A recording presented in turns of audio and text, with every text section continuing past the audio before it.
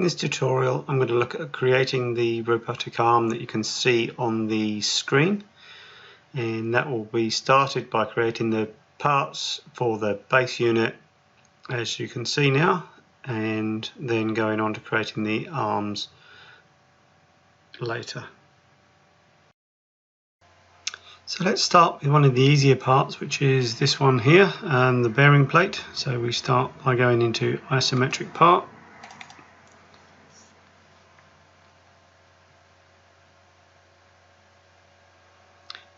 And we'll draw this on the top plane, so choose the circle by center, move over the coordinate system and you'll see the planes, F3 to lock it, Control H takes you through to the sketch view.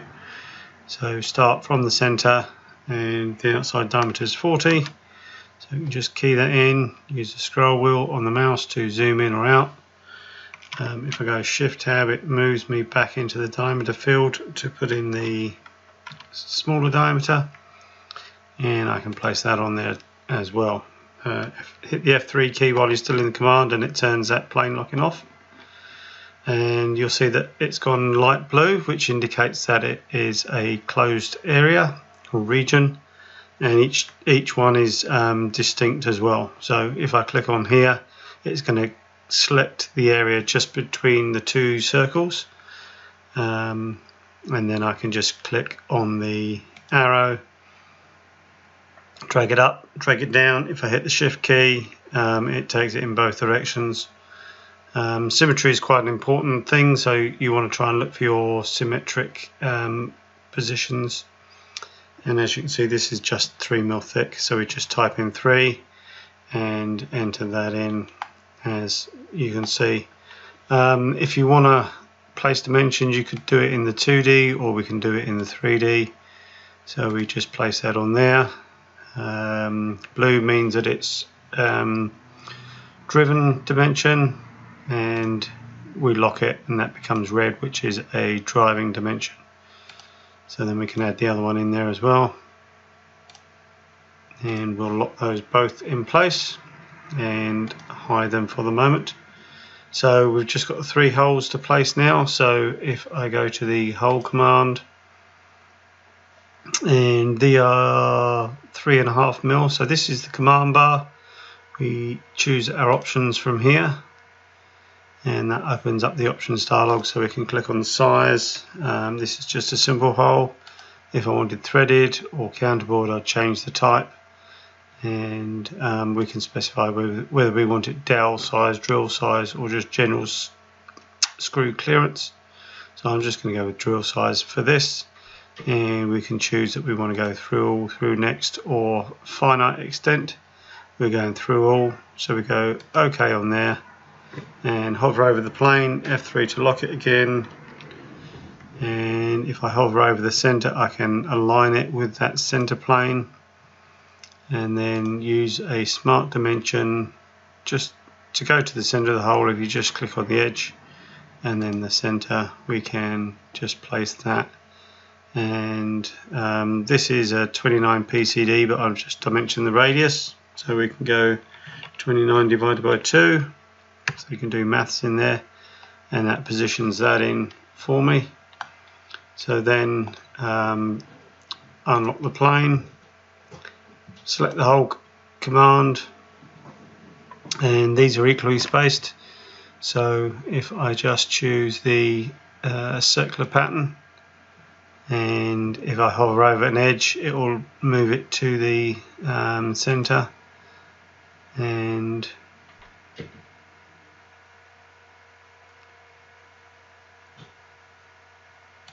click to place it, specify how many we want, and that ends this part here.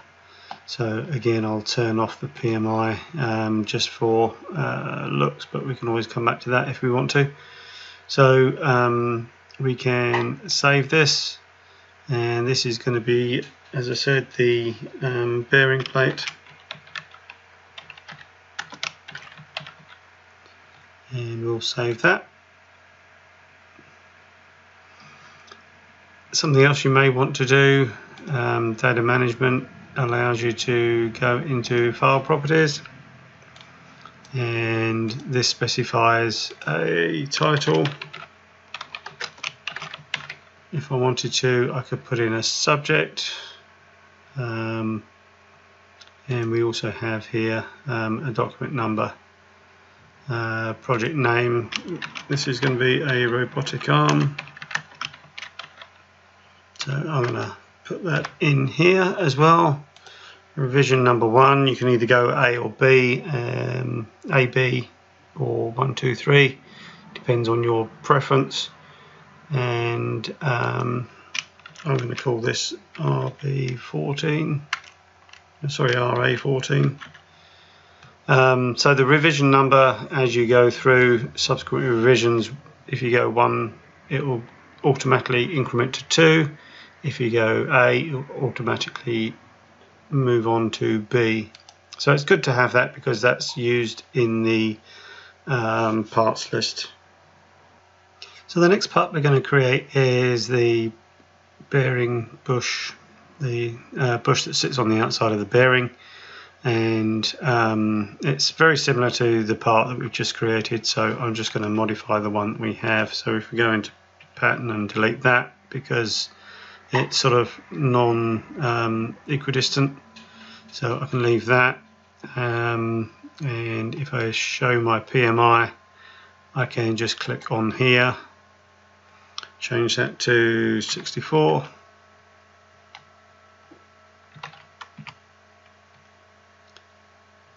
I'm going to change this dimension. So when you see the when you hover over the dimension, you'll see where it's going to change by the direction arrow.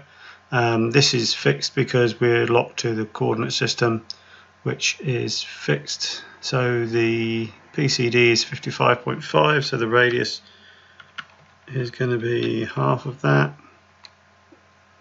and that pushes that into there, and then we can change the inner diameter to 44.5, and the thickness on this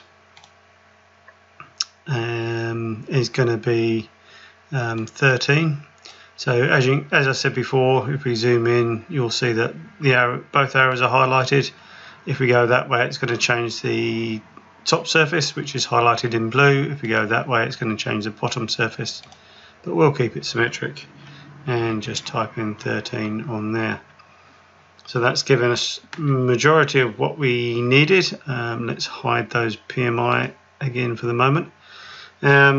Just because in Synchronous you have your sketches going into a used sketch bin, once it's created, we can't drive these holes on the PCD in Synchronous, so we'll transition to ordered. So this is feature-based modeling, and from here I can do a pattern,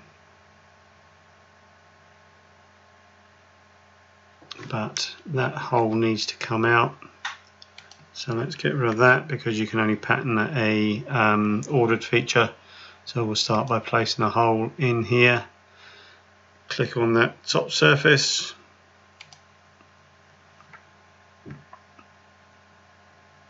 so we use the hole command.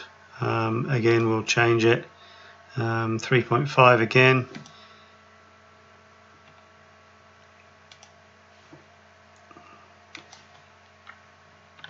And it's going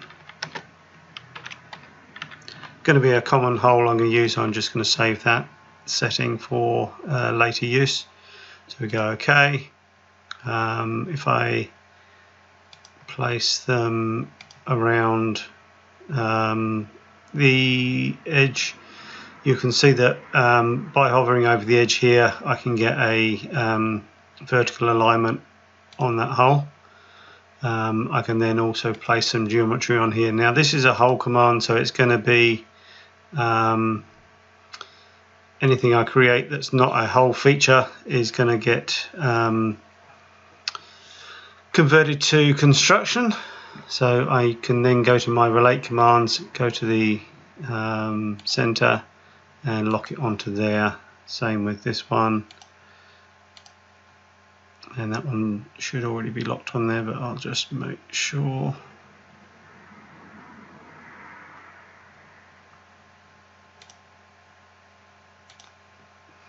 So the icons you'll see on there, these pluses mean that it's horizontal or vertical, as in here, and the cross means that it's a point on, so it's a center of the circle as a point on that construction circle. So the only other dimension I need to place on here is that, which needs to be 34. Actually, I also need to specify a PCD. And as you can see, they're all moving with the circle by center. So we can just drop that in and right mouse click to finish, and then hit escape to come out of there. So that's completed this part. So we go save as, and as I said, this is going to be called the bearing bush. I'll add in the other properties later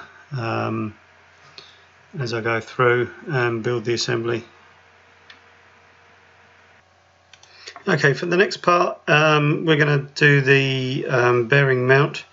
So I'm going to do this one in a slightly different fashion just to give it a bit of variation. We can click on the front plane, F3 to lock it, Control H section view. So I'm going to draw half the profile and revolve it. So 20mm out, 5mm up. We got 2.5mm and 7. Then just making sure I recognise that starting point and can close off that sketch. You can see that with the blue area. I'm just going to place some dimensions on here. I'm going to use the symmetric diameter. So for this one, you click on the center line, and then the line you can toggle between full and half diameter. And I'm going to do this one as well, and then use smart dimension to give us these heights here. It's not essential to dimension it, but it does just give you that visual feedback to see whether anything is likely to change. So click within the region, the blue area. I can use a steering wheel central knob to reposition on the edge here, and then use a torus to rotate it, and then up on the command bar I can choose 360 to take it all the way around. So when we've got rounded parts, it automatically creates a live section, which is this thing here, which allows you to sort of modify the part via the section, or you can modify the part. So if I pick up on here, it'll give me a diameter that I can change as well. So I'm just going to turn that off, turn off my PMI, and then from there, if I draw a couple of circles on this top face, F3 to lock it. So I want a 20mm diameter, and shift tab back into the diameter field, and an 8 for the hole. So then unlock the plane. We'll do the hole first, and we just pump that straight through, and then the other one drops down 7.5mm. So we just type that value in, and that automatically dimensions it for us, so we can control it through that dimension if we wish. So that just leaves the sets of holes. So these are all equidistant, so I can do these all in ordered. In synchronous. So we go hole. These are 3.5. As you saw before, I've got that setting already made. F3, Control H, and I'll just place it out here somewhere. Add the dimension, So this will be 14.5.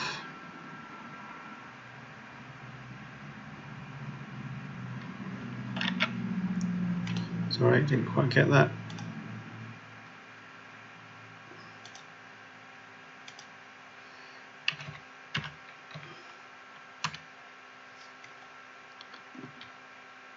And then I'll add in this other one as well. Let's unlock that plane and draw on this one this time. Go into hole settings. This is a 2mm hole.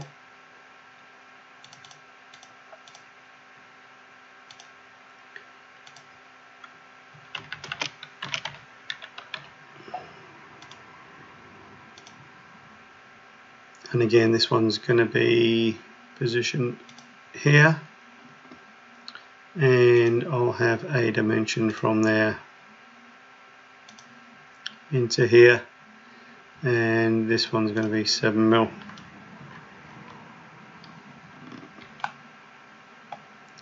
So turn off that, go with the hole 1 and use the circular pattern, and clicking over the edge it will center it, and I want a quantity of 3, so right mouse click to finish that. And then for the other one we want to click on that hole. Sorry, I'll go over on hole 2 from here, use the circular pattern again, and I want a quantity of 4 this time, and right mouse click to finish. Let's hide my PMI. So that sort of completes the bearing mount. So we'll just Control S to save.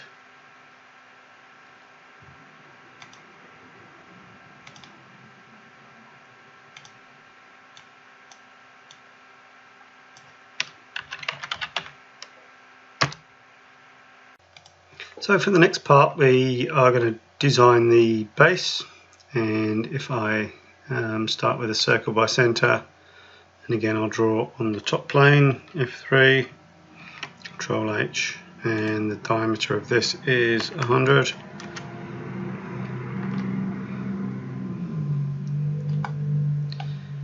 Unlock the plane, and we'll take this in both directions, so hit the shift key, and this is 10mm thick. So then we've got the pieces on the edge, so if I go and draw on that top plane, and that is a 24 diameter circle.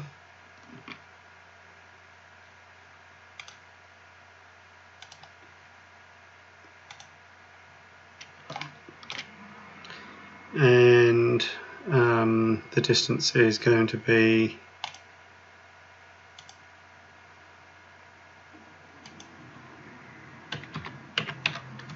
okay. I'm not going to worry about the rest of it, so actually I'll leave that. So I can click on that area there and then just drag it down, hit the shift key to turn off the symmetry, and I can snap to that bottom edge to give me my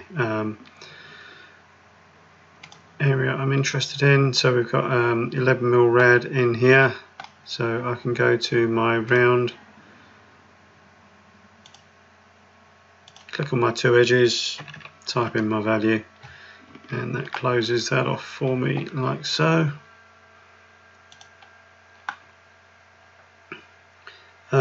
For the slot, I'm going to just draw a line on the top plane,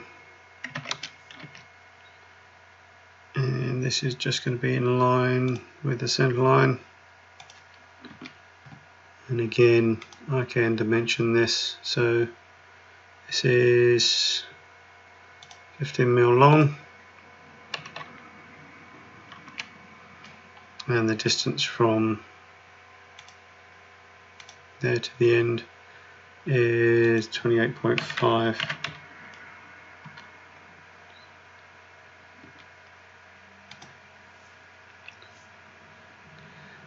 So there's with my slot. So if I go to my slot command, click on the, actually I'll go into options first, make sure that my settings are correct. So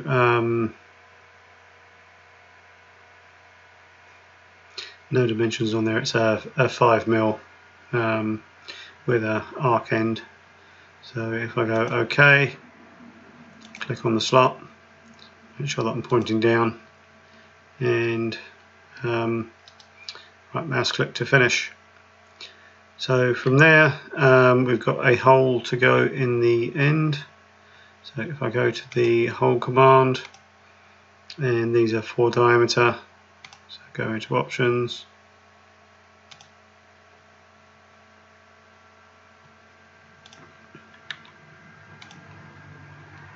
go OK, and if I click on the edge it jumps it through to be concentric. So now that I have what I need, I can produce the other 4 with an array. So select all the geometry that I need. So if I try and do that, which is what most people sort of think of as being what's required, so you go to slot and you go to hold the control key down, go to hole and protrusion and round. You sort of pick that and you think, yep, that'll work. If I move my steering wheel onto the center and rotate it around, that's probably going to fail. So if you're copying, that's something you need to be aware of. You need to pick up on these edges. I'm just going to use the pattern because it's sort of a nice simple quantity of 4. So we'll go to the center, and that produces everything that we need for that. So again, let's hide the PMI just so that we're sort of not cluttering the screen. So we've got a 42.5 cutout that's 4.5 deep. So circle by center again, we'll work on the top plane. Doesn't really matter which one, but we need to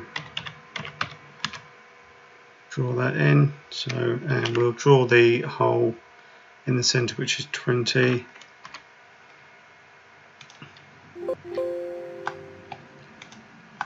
And then if I just click in the hole, we'll take that through.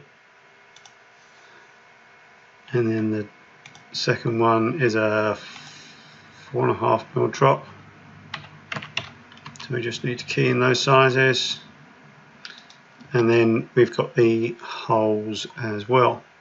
So if I go to the hole command, these are 3.5. So I've saved that setting, so 3.5 through. I'm going to lock on that plane, and I'm going to draw it up here to start off with. So that needs to be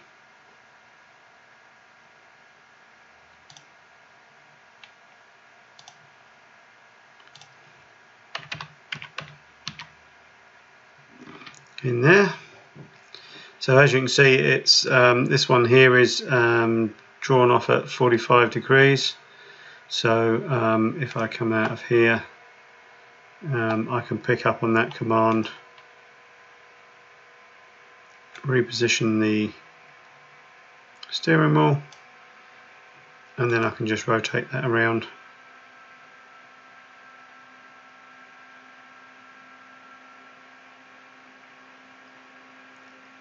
Not dimensions. Turn off design intent. So that was just locking me in on the plane. I had a horizontal vertical connection there, so I'm just going to rotate that around 45 degrees. So you can see that we can sort of override those settings if we want. So from there, if I go back to my hole command and do my circular pattern, and it doesn't matter which edge I pick up on, as long as I get to the center, change the option to 3 and right mouse click to finish that, so we can hide our PMI. So you can see that we've finished creating that part reasonably quickly. So the next one we're going to do is the mounting block. I'm going to use the circle by center, work on the top plane, F3 to lock it, Control H takes me through, and the diameter that we're looking for is 92 down here. So just type that straight in, and also want to draw a line going across as well.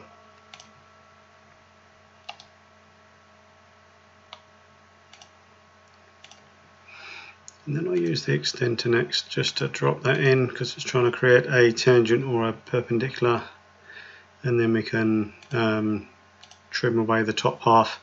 So placing the dimensions,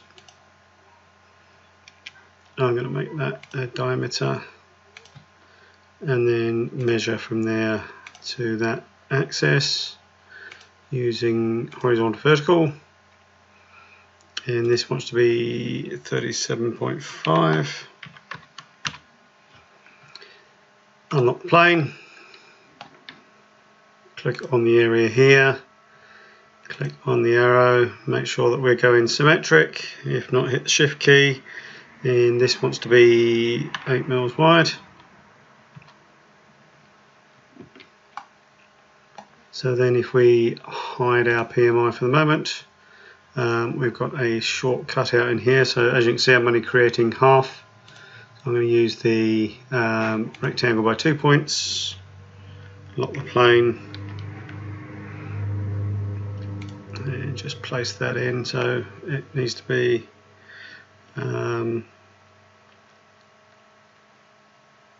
5 mil in, and I want to use the horizontal vertical just to center it up. It's not going to hold, but Synchronous will manage that for me. So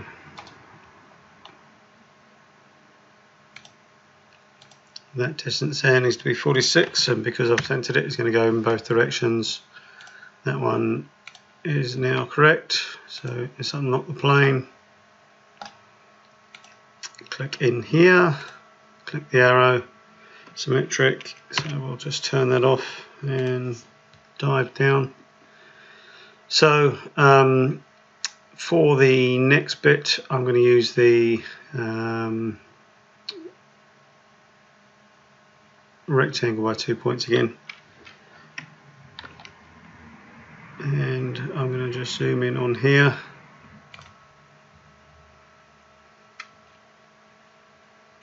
So this wants to be 4 mil wide by 7.5.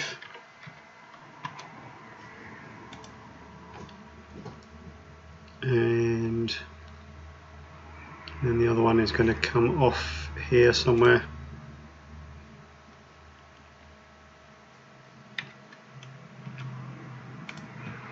So just size that up, so center that with the key point there and the key point on the other one, and then if I place the dimensions, these two should be correct.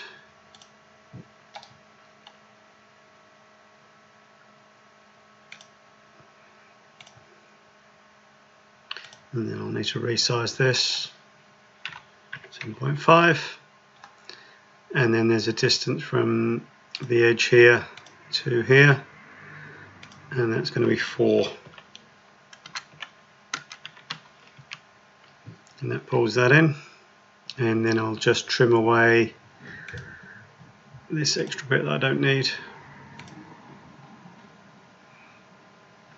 So unlock the plane. I should be able to select my region as a single item and then just drop that through till it comes clear the other side. So I need to sort of have that on the other side. I could mirror it, or I'll just show you another technique. So if I click on the cutout, now I need to have that at a distance 4 mm from this edge to here. I'm going to select the copy now, so if I click up on that edge there, hold the shift key down while I'm on the arrow, that allows me to put an offset in of 4 mm, and then click to place it, and then with the copy on I can then just drag across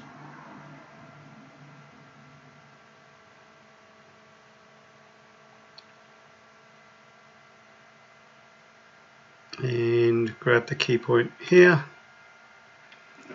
So that creates my new set of geometry, and then I can,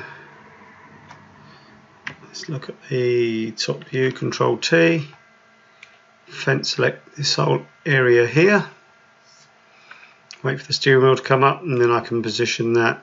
If I click on the edge, it's going to drop it into the middle, and turn on the copy, click on the torus, and we're going to drop that round. You see it sort of moving, and that wants to be 180 to create the mirror on the other side. Didn't quite get the edges there either though.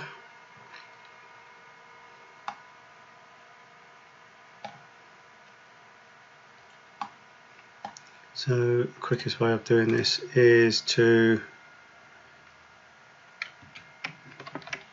just draw that extra line in.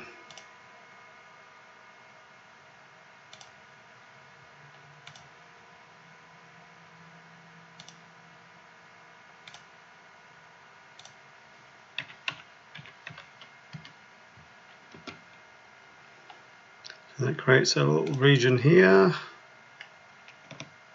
Hold the Control key down, select the one on the other side as well.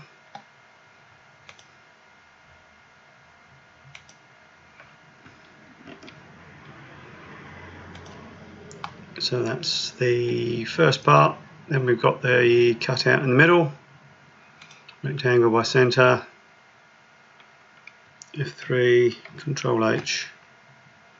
Now this is a little bit offset, so I'll start from here. Actually I need to change that to rectangle by center.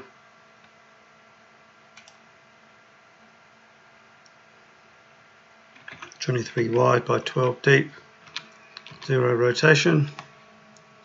And then as I add my dimensions, that should all be correct, so I just need to position it with the 6 mm offset.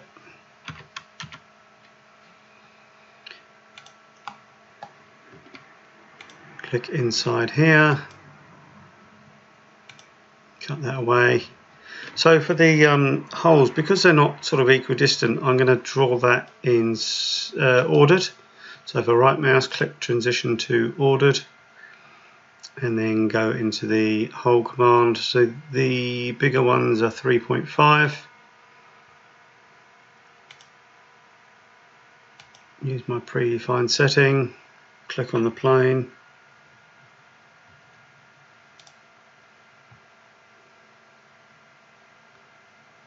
And then the first one I'll draw out here somewhere, so that's sort of centered. See the horizontal vertical aligning it. Then I'm going to draw a circle. So in ordered, every time you create geometry in a hole feature that is not actual holes, it's going to convert it to construction when you drop out of it anyway. So if I go to my connect relationship, get the center point, get the circle, the other one holds it in place, go back to my hole feature, place the next one on the hole, on the PCD, and make sure they're aligned so that when I place a dimension across the two, they'll stay in line like so. So we close that feature. As you see, it's gone into construction, and we can right mouse click to finish. So then I'll place the 2mm holes, same plane.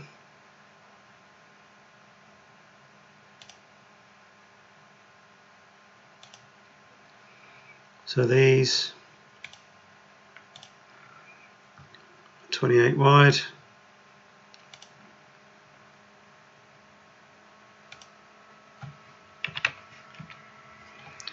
and then I can draw another dimension to make this 14, which makes them equidistant. Close the sketch.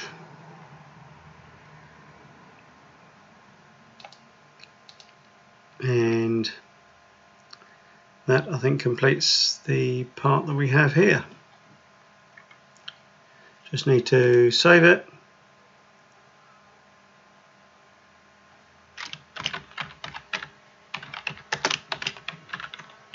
Call it mounting plate, and we've finished on this one. So now we're going to start with the suction foot. So I'm going to draw on the front plane this time. So from here I'm going to draw half the profile, so 7.5, 5mm down.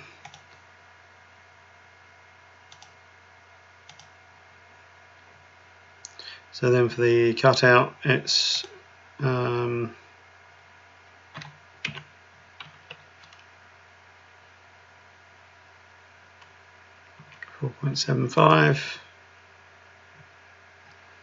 2mm,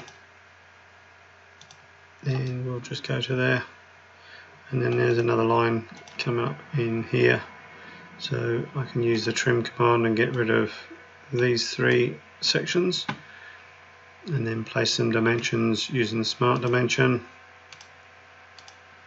And I shouldn't have to adjust any of this because I've drawn it to size. This one I need to set to 1mm,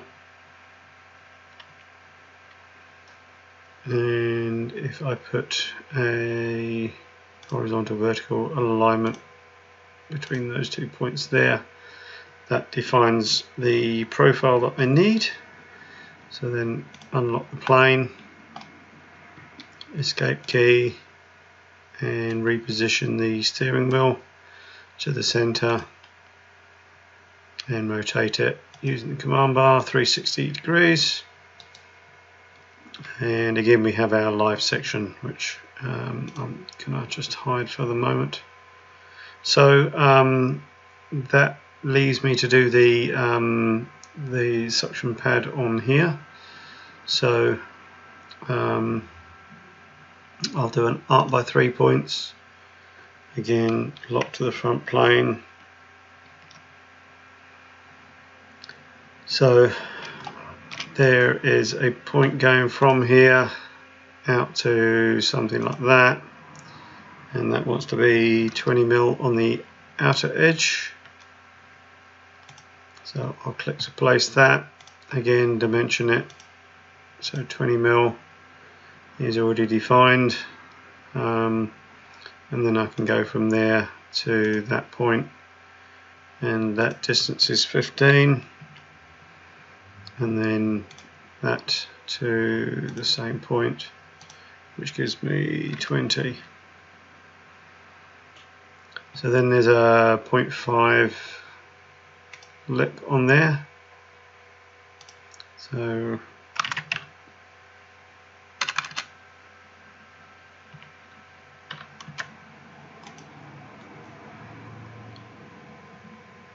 and then arc by center again, sorry, arc by 3 points into that line somewhere along here, and that wants to be 22,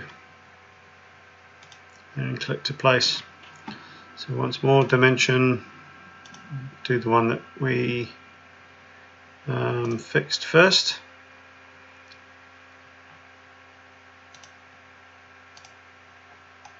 And then the distance, I'll use the distance between one so I can get key points. And that wants to be 3.5. So there's the profile that I'm after. I'm just going to sort of close it off. I could do it just using a revolve command. So that gives me my closed shape. Click in here. Again,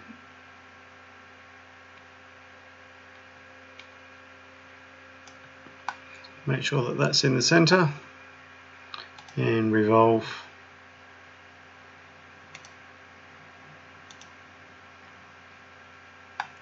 So then there's just a couple of rads on here. So there's a 1.5 on there, and then on these internal ones there's a 0.15. So when you type it in, if you hit tab, it will leave it within the command. There'll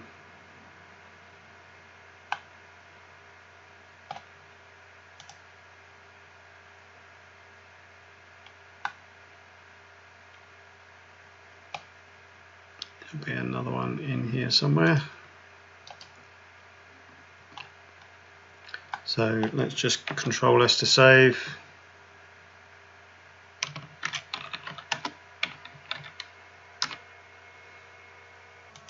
So the next part is the foot pin. So if we do a circle by center, I'll do this on the top plane. So we've got a 9.5 diameter and 4.8.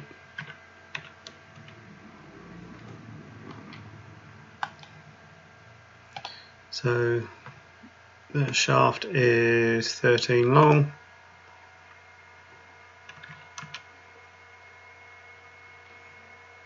And then the head is 2 mm high. Then we'll need to add the chamfers, equal setback, 0.25. Again, just use the tab key to keep within the command. And on the end as well. So a nice simple one to finish here. So this would be the foot pin. So the next part is a bought out component. So it's a servo, and I'm going to just draw sort of like the bottom half to start with. So this is just a rectangle by center, 23 by 12, and I'm just going to draw the bottom half here. So select inside the region and drop it down 12.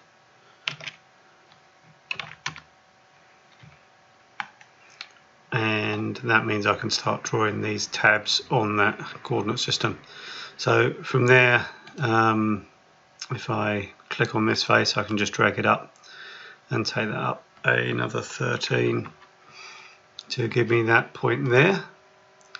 So then if I use a rectangle by center, sorry, by 2 points, hover over, right mouse click, and choose that plane to draw on.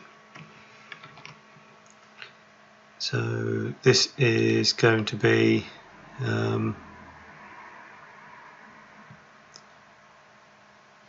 across here. So that thickness is 4.5.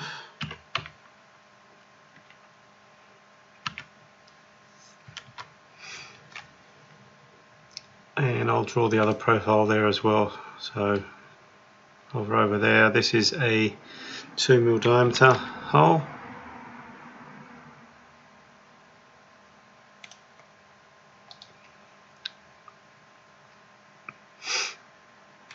And then I'm just going to draw a line in here. Right, mouse click to reset. Make sure that the 2 points are in line, and I'll just force that so when I change the dimensions it will stay symmetric. So smart dimension 4.5, distance between these two, and that diameter. So this needs to change to 1, and then just for keeping it nice and clean we'll get rid of those two. And the thickness on here is 2.5, so we click in here, drag it up 2.5.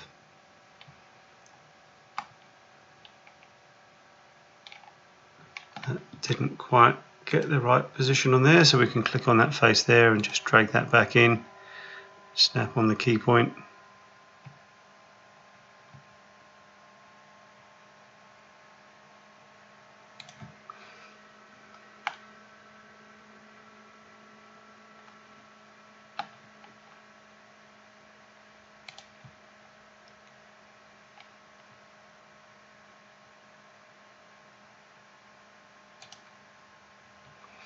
Like so.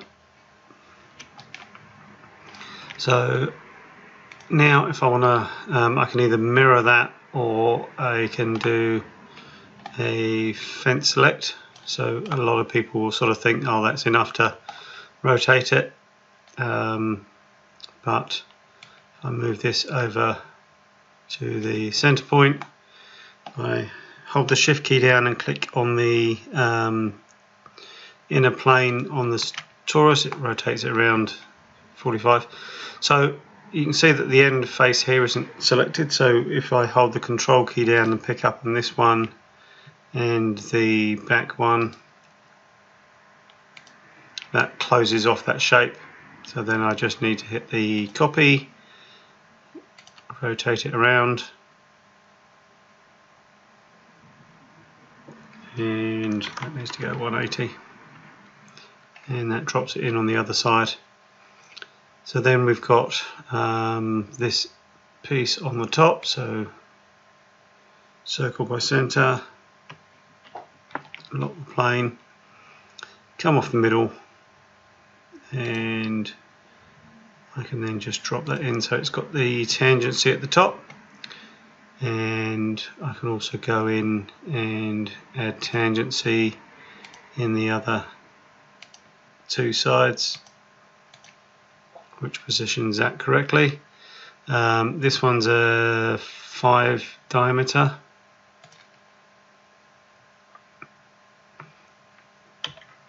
so I'll have one in the middle here, and then the other one is offset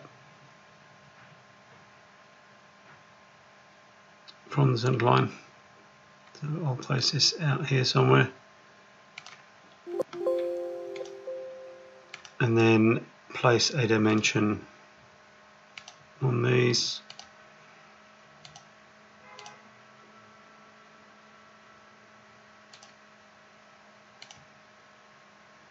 So this is 0.57.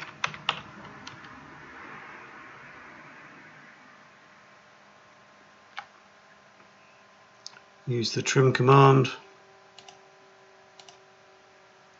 and I'll leave it at that. Unlock the plane, click on the region, and this comes up 4.5mm.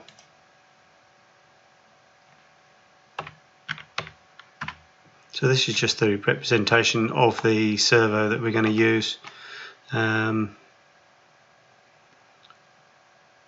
and that completes this part, so we'll call this a servo box. So Control S.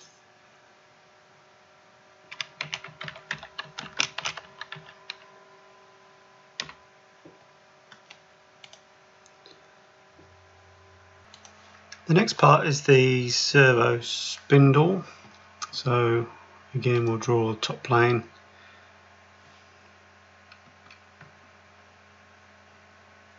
And we've got 3 circles, so 20 diameter.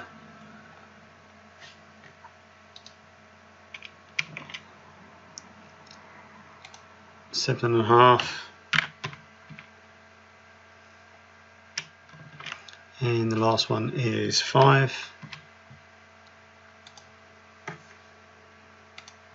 So mark dimension them all.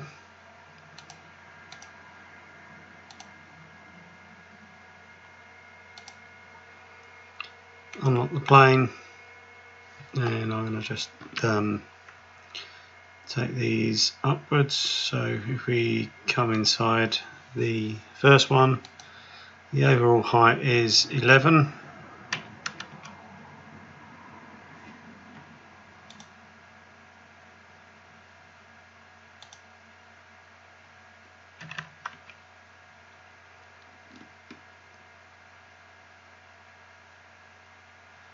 Let's hide those PMI, I don't need those. So this is 6.5.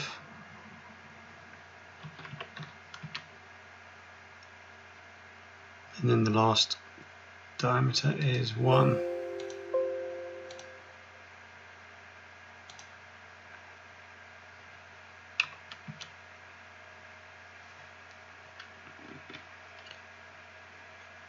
Then we have the holes. So it's 4 and a 14 PCD and 1.5 diameter. And we'll go into here.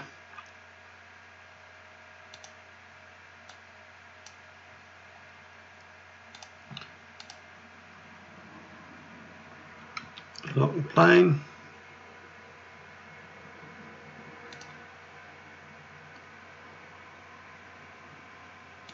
And use Smart Dimension to position it, so that will be a distance of 7.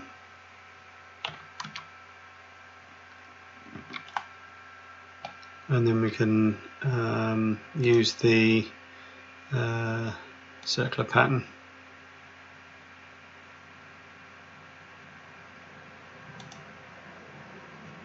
Quantity of 4. And save the part.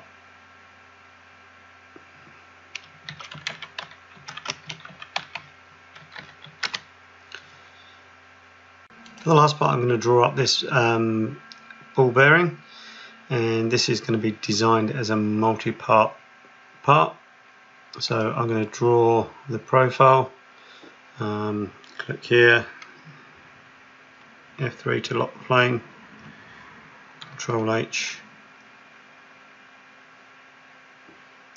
So 4.5 width, 7 height, gives me some indication of where I need to be, so I'll replace that in there. 0 degree rotation, and I'm going to put a width on there, and draw a circle by center. Hover over the edges so that we can get our position, 2.5 diameter, and then we'll have a set of lines in here, so we'll just draw those in from edge to the thing, keeping them in line.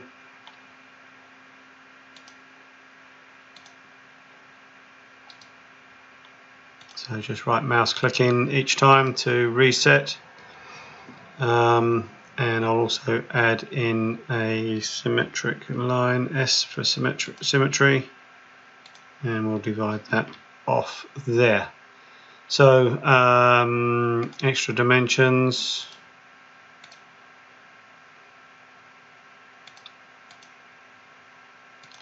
We'll make that 1.5.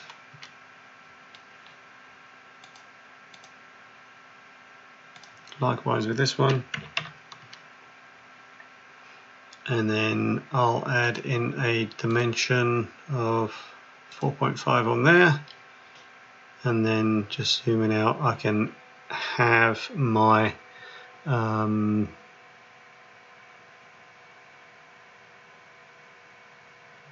symmetric diameter to give me my inner diameter. So that's way too big.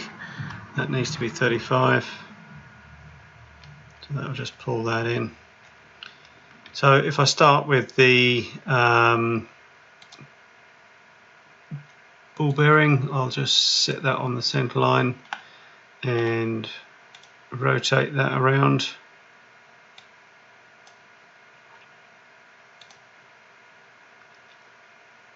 That wants to be 360. And as I said, this is going to be a multi-body part, so that's the first part. So if I come up here and go add body, so design body 1 is the ball, and naming the bodies when I publish it is going to be the name of the part. So we can go and just zoom out there, pick in that region there, move my steering wheel over to the center, rotate 360,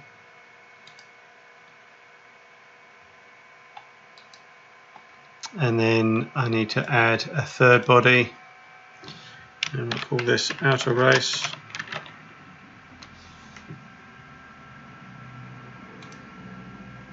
And we'll do the same thing with that.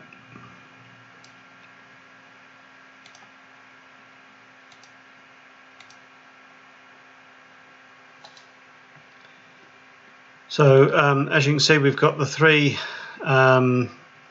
separate design bodies now. I'm going to turn off the live section. So if I now come back in here, activate that as the main body, I can then select that and then do a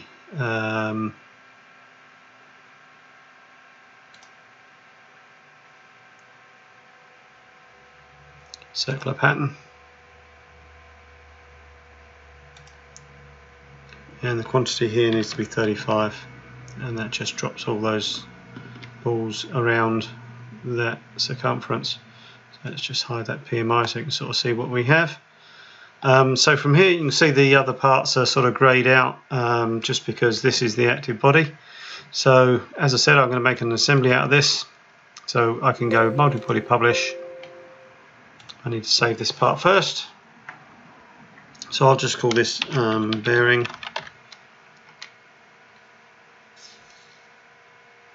So as I said, the design body names are taking the name of the actual part files, and I'm going to create an assembly from this. So I'll save the files.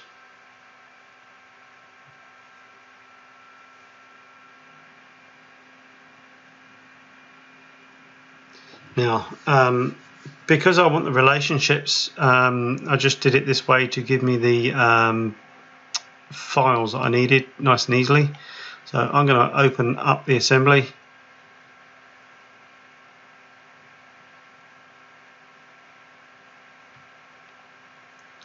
And from here, you'll see this little symbol on the assembly which shows you a link.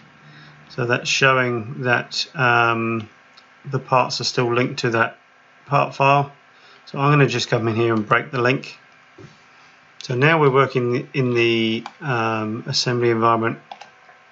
So this one, I'll start with the inner race. I'm going to create a assembly relationship on that. So I'm going to just ground it. So that's locked in space, and then I can create some other relationships in here.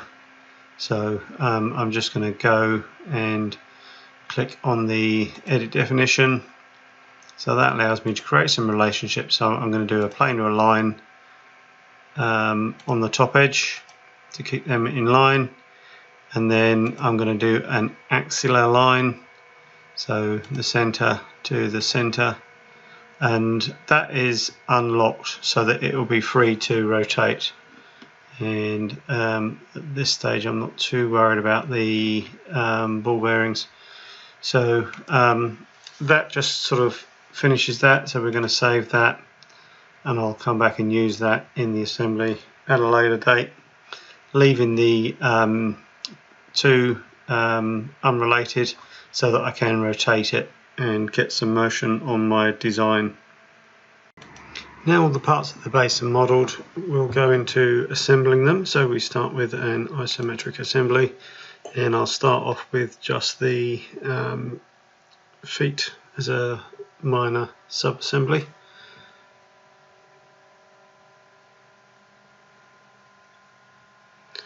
And the first part that you place is always going to be grounded, and the coordinate system of the assembly is aligned with the coordinate assembly of the part.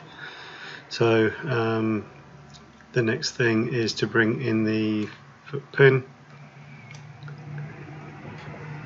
and we have various relationships associated with this. So if we look on the drop down, you can use any of these relationships to position a part. So if I start with the make command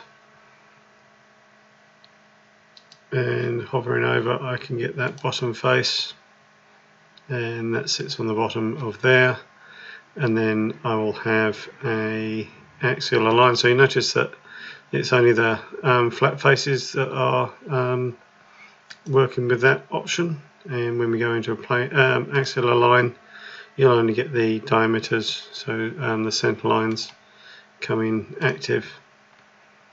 So if I right mouse click, that finishes this sub-assembly. If I want to sort of colour it up a little bit, I can go into the view tab, select a part, and once that is selected I can choose a colour. So if I make them blue, and that can be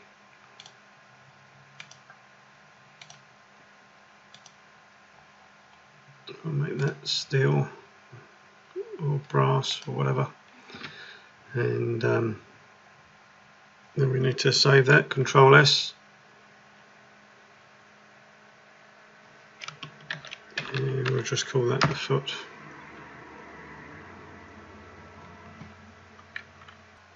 So we'll create a main assembly now. So we'll create a new assembly using the Isometric Assembly template, and I'm going to start with the base part and just double click that, and that will position that in the assembly for you.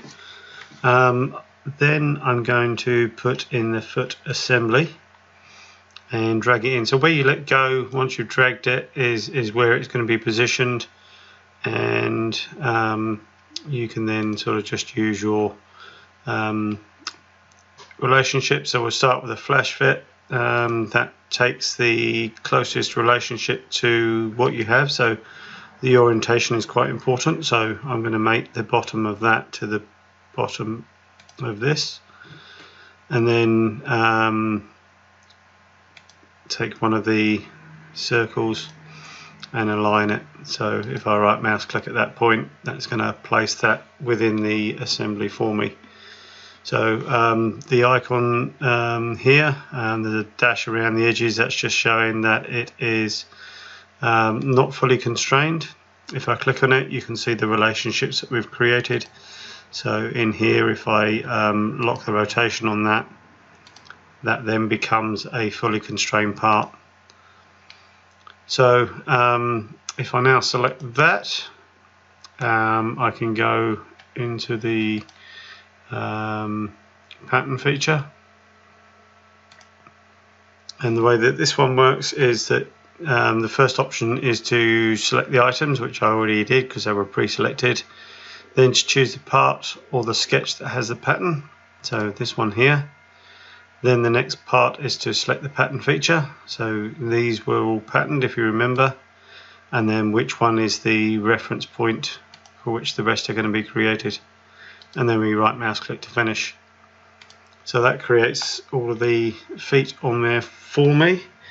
So the next part to put in is the bearing mount.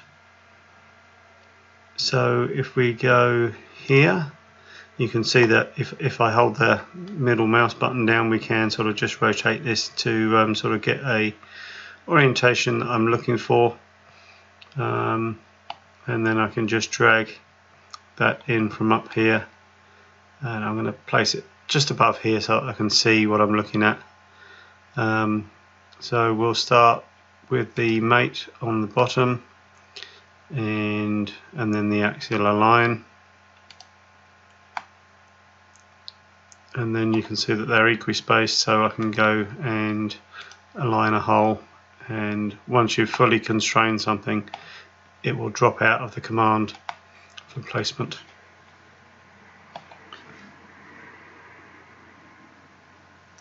So sitting on the outside of this is the bearing.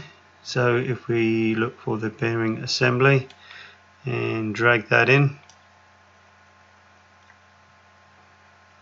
and again if I mate that face there and then align the inner faces and right mouse click to finish, that should give me the option of being able to rotate this still. So you can see that that's rotating by the ball bearings, and yeah, the next part is the I'm going to put the spindle for the servo in, just because I can see that part at this stage. So if I drag that in into a bit of clear space, and bottom edge, and then I'll go with an axis down the middle, and then a hole again to align it. I'm not going to worry about the fasteners for this design, just because it's sort of superfluous to the process. So the bearing plate is the next one that goes, and it holds the center part of the bearing down. So again, we can just use the flash fit, and it gives us a very quick means of placing these parts.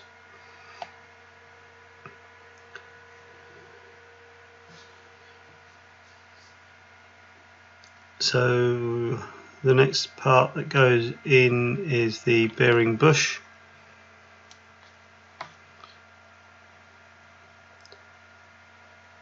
And this one I want to align on the outside of the bearing, and then I'm going to force it into a planar line. So the bottom of this with the bottom of the bearing, so that way we end up with a slight gap between the two, so that when it rotates it's still going to manage correctly.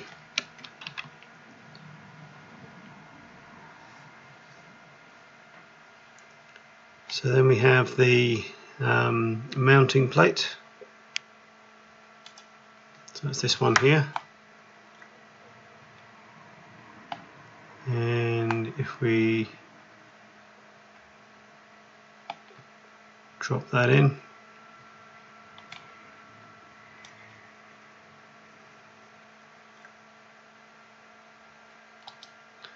use your quick pick to pick up on the faces. So this is going to sit on here, and if we look down at the top view, you can see that these are the 34 holes which are across here. So making sure that I get the right one, I can do an axial align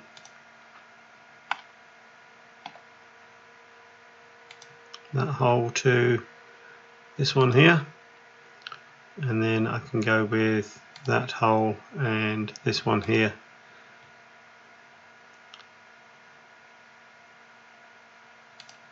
And if I want to, I can put in a axial alignment on that as well.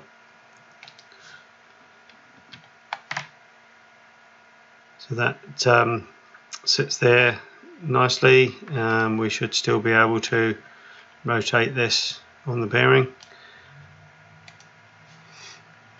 And then the last part that needs to come in is the servo.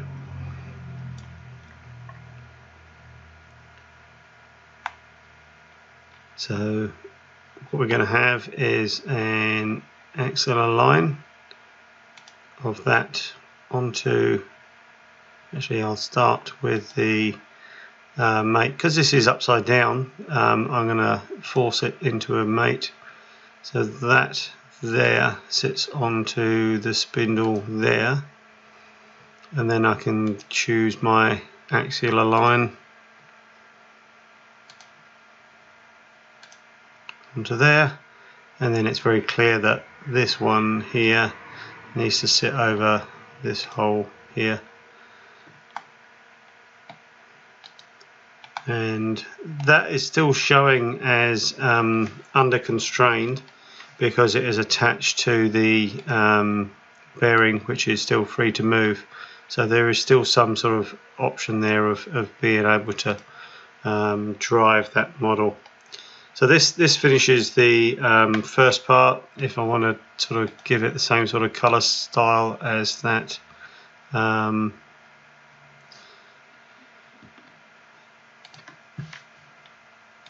image, I can come in here and just use the dull green to complete this to the image over here.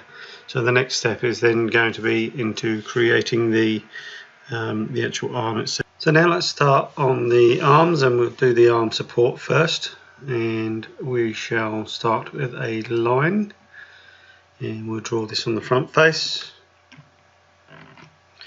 And this is going to be symmetric, so I'll start here and 46 wide, click to place it, zoom in a bit. So we're going to go up 8, across 5, and then the same the other end as well. So you can pick up off the geometry there, so you don't need to type in the length, and put that one in. Then we've got so this angle is going to be 40. Sorry, this angle is minus 40. And just to start this off, let's put some dimensions on, lock things in place.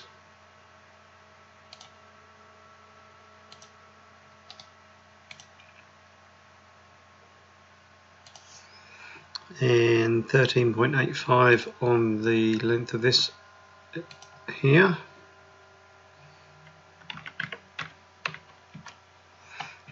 And then I can do angular dimension, and I'll just make sure I pick the line and not the key points.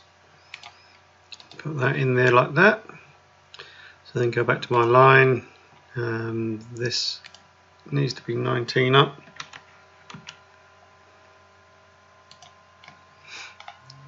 Okay, so then we've got a 45-75 diameter circle in here.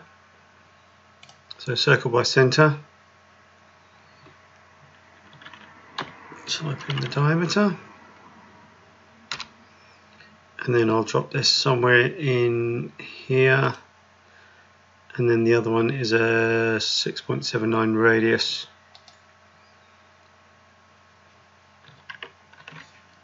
Type that in, and that comes up here somewhere.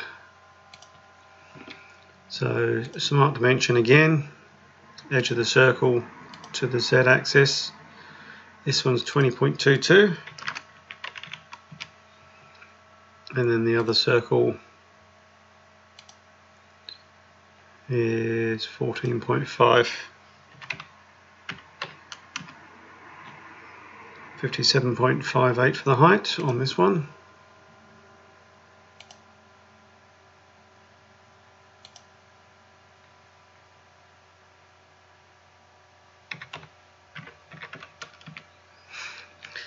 And the other one is only 1.5.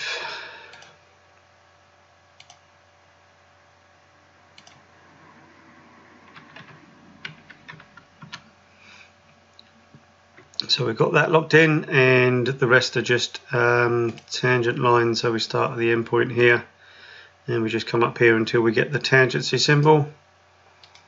Same with this one. Make sure you don't start at a key point because that locks it into place. And I just want to get up here until I get the tangency. So the little circle on that line indicates that it's tangent, and then this one here I can drop down to meet that one. So we can then trim away sections we don't need and add dimensions just to sort of lock it down.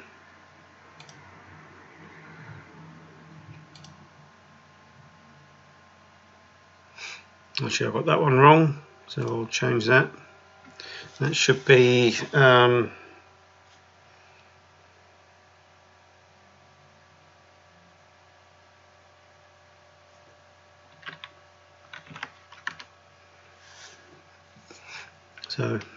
because they're all red dimensions, lock dimensions, everything else holds in place as I make that change.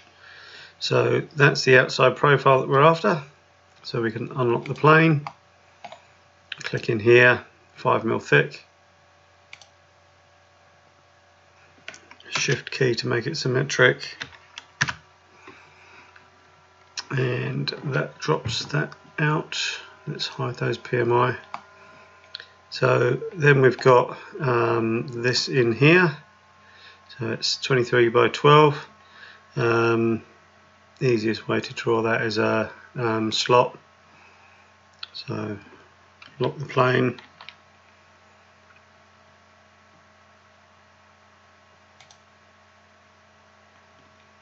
and that is 35. So it's 145 angle, and this needs to be 23 long.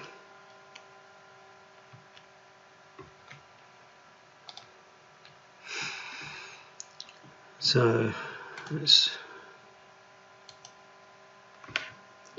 so we're on horizontal vertical with a smart dimension. If I hold the Alt key down, that switches it to in line with the points that you selected, and also from here I'll click on that and hit the A key for an angle, and you can see that we have that in there. Then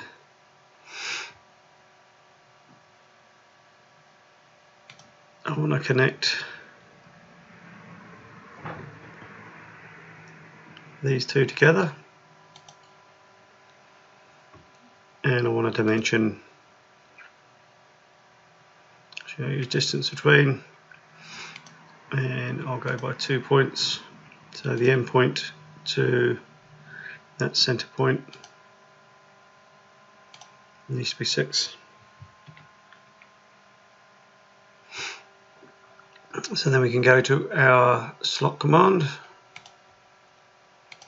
needs to be 12 wide. So we go into the options, 12 wide it is, flat end, no radii. Click on the line, and that gives me my cutout. And I can unlock the plane.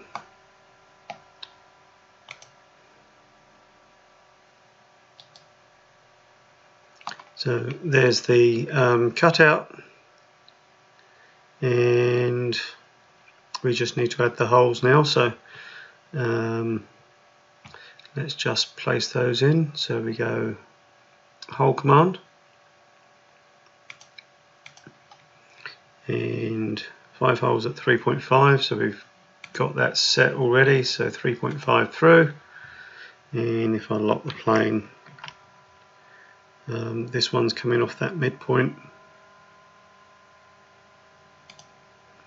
and then these are on the midpoint as well.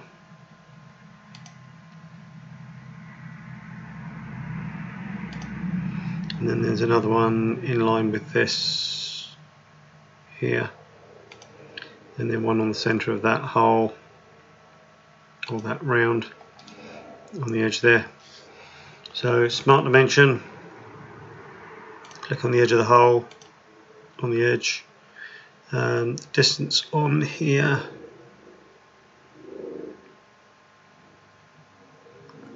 isn't listed, but I'm reasonably sure it's 5 mil. We want the hole to move, and these ones here are 4 mil in from the edge.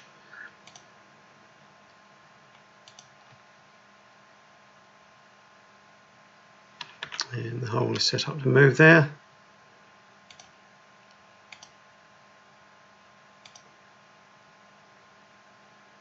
This one's pointing in the wrong direction, so we need to switch that around. And the distance on the other hole isn't given, so we'll leave that for the moment. We can come back and redo that one later. So for the last 2 holes, I'm going to do them in ordered.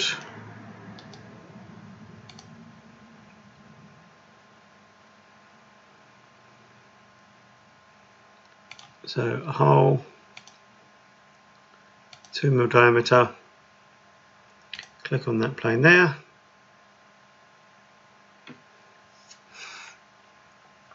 So if I place my center line in, hit the S key to go, actually I can't do that, so if I just place a line in here, and then I can use my connect relationship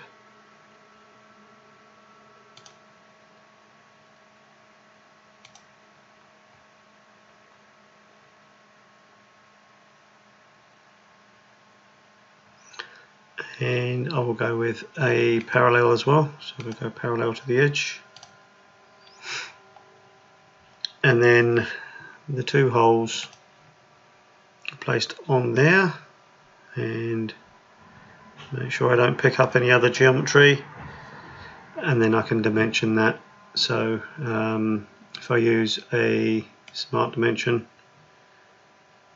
and I'm going to use the dimension axis option, so choose the axis, it's going to be that one there, so then I can dimension from there to there, and that needs to be 28.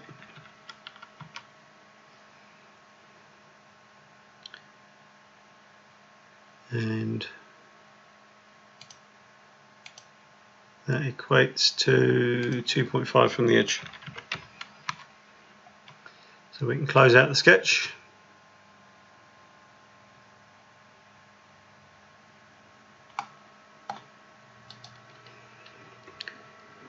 And that completes this part. So Control S to save it. And we call this one the arm support.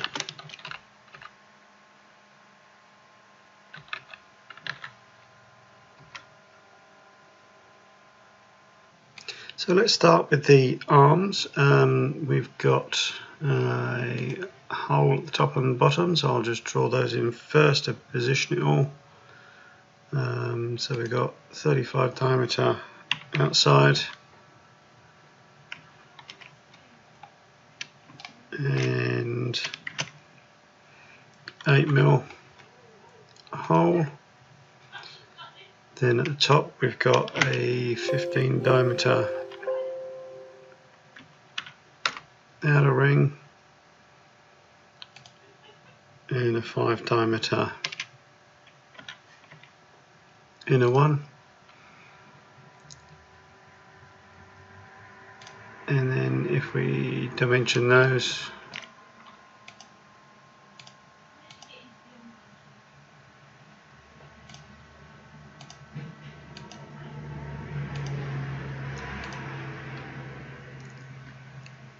so for the joining pieces we'll use a 3-point arc, and actually I might change that to a tangent arc. Means we start off as a tangent, get the tangent at the top end as well, and then the inner one is done the same way, and then we can dimension those to get those rads on there at the right size. So the outer one is 850, inner one is 500, and then I'll use the trim command. Actually I'll dimension the height, 148, so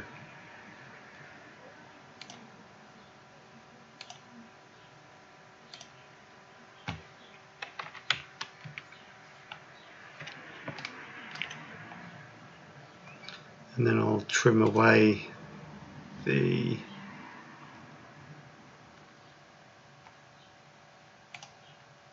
section here and here. So click inside the region, and this is 3mm thick.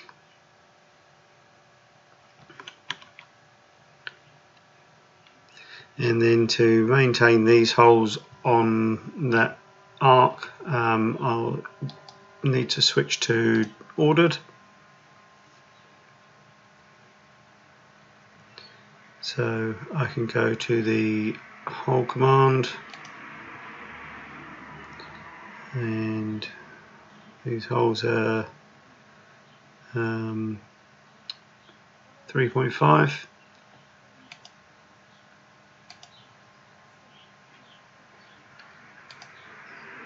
Click on the plane to draw on. We'll start with the 3-point arc.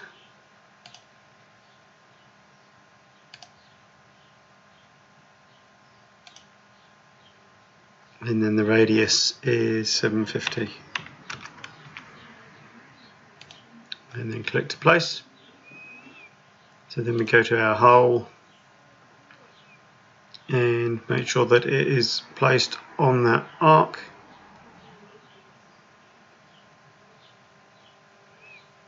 And not in line with the other hole either. And then I can use my smart dimension to dimension. I'm going to go by 2 points.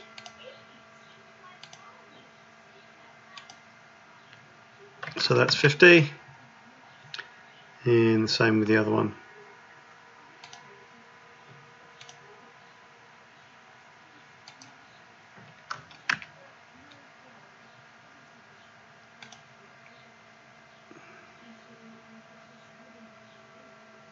So close the sketch, right mouse click to finish, escape to cancel, and this completes this one. So we go Control S for saving, and this one is arm 1.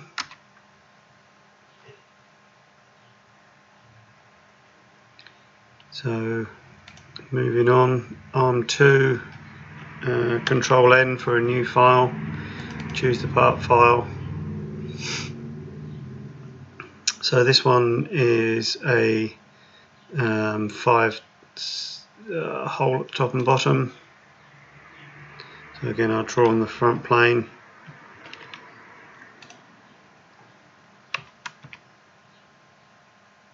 So same at the top and bottom.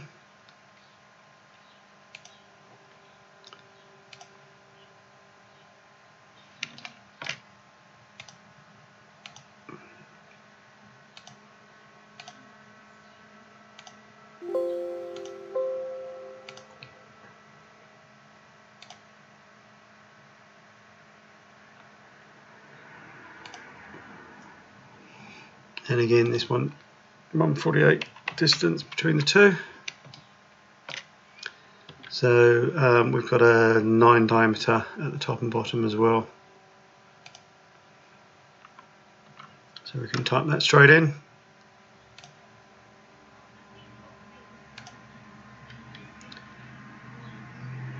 And then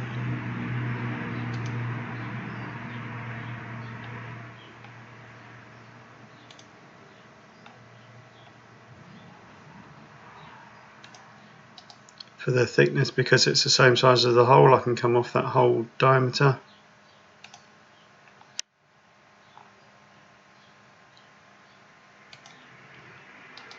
Gives me my profile, and then again I will do dimension and use the trim.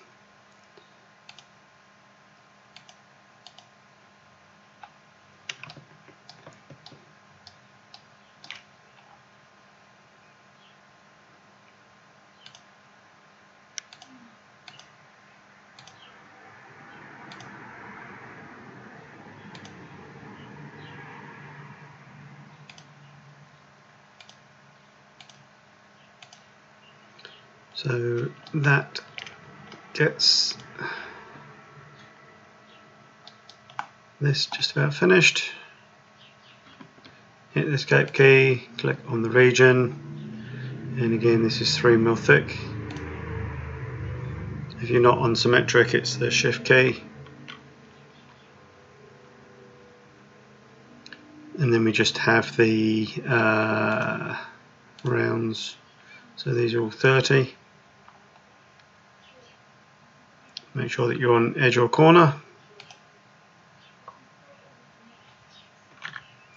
So type in the actual size, hit the tab key, keeps it within the command, so I can go around and select the other edges as well.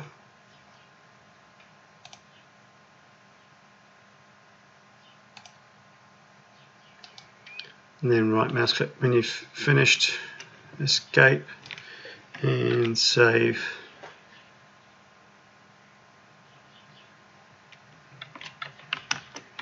So that's arm 2.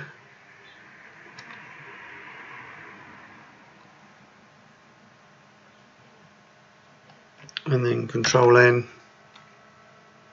isometric part. Actually, I will close that. Let's come back to this one. And if we choose Save As,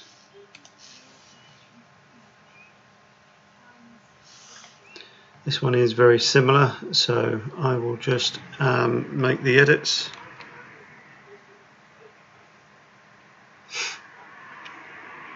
So the only difference here is if I select that, make sure I get those arcs in there as well. Click on the dimension, make sure the arrow is pointing upwards. So this becomes 160. And the thickness here, just zoom in so that I can get that correct. You'll see that it's only adjusting one face there, so we need to make it going in both directions. And this is 6.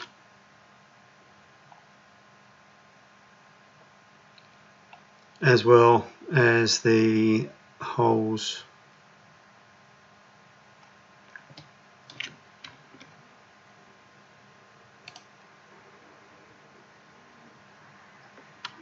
Need to be 6 as well.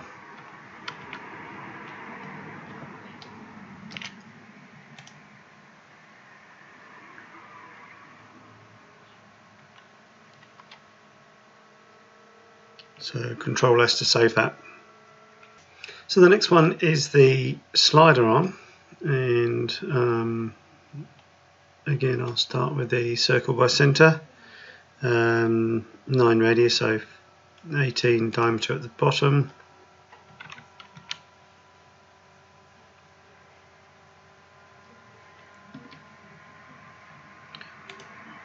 Just wanted to lock the plane. So we have a 20 diameter circle in the middle.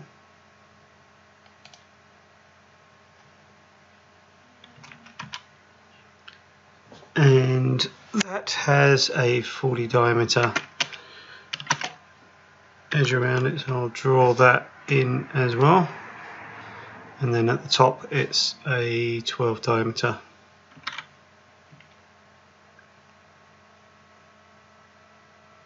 Again, so we can add our dimensions in here.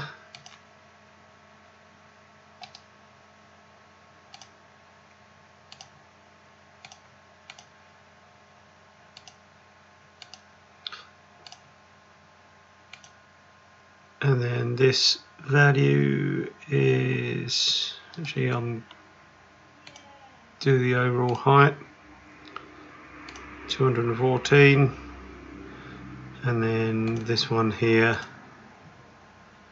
is 54. So if I do this one first, it means that the other one isn't going to overlap and get out of position. So that brings that all back into position.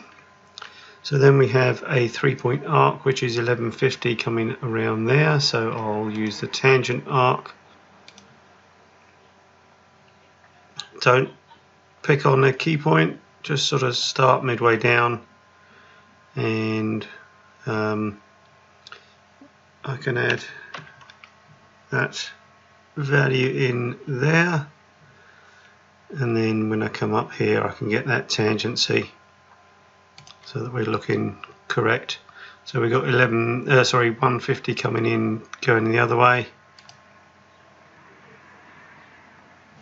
So again, type that in before I place it. Zoom in so I can get that tangency coming in. And then 70 on the other side.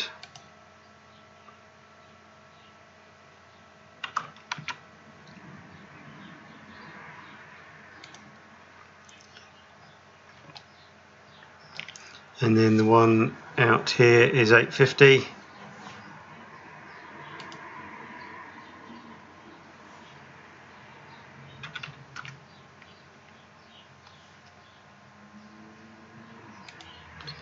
So that keeps all that into position quite nicely, and I can close my sketch.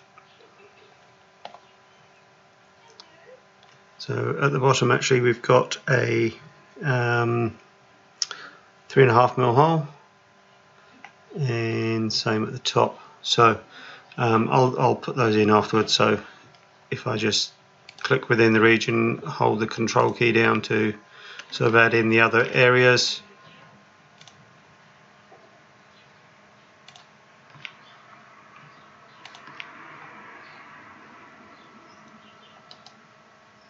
And then I can click on the steering wheel. So like all the other pieces, this is 3mm thick. And I will then transition to ordered. Go into the hole command, choose my 3.5mm setting, choose the plane that you want to draw on, and I need to have an arc by 3 points.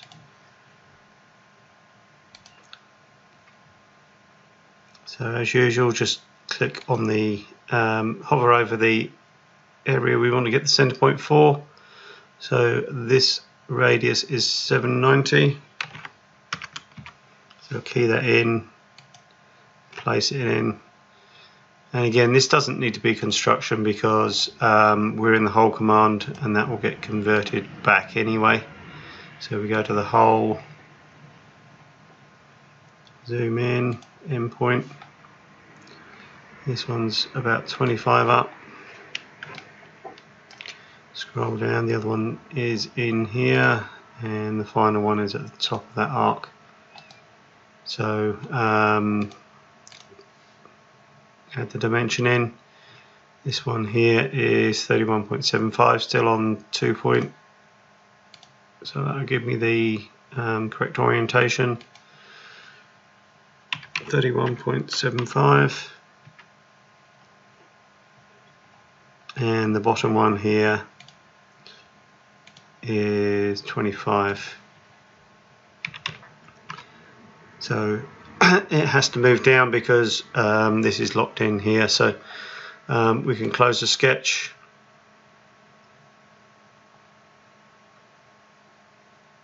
and then right mouse click to finish, hit the escape key and Control S to save.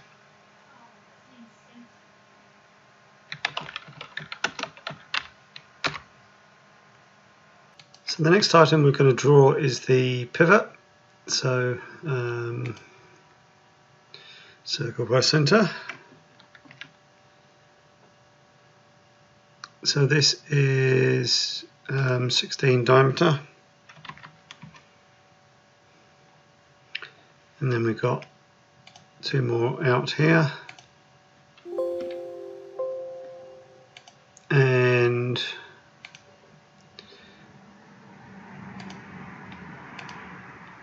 dimension those in.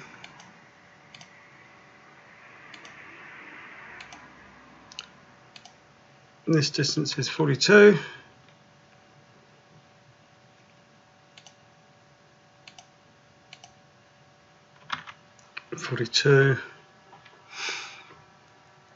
And I'm just going to draw some construction lines in between to start with.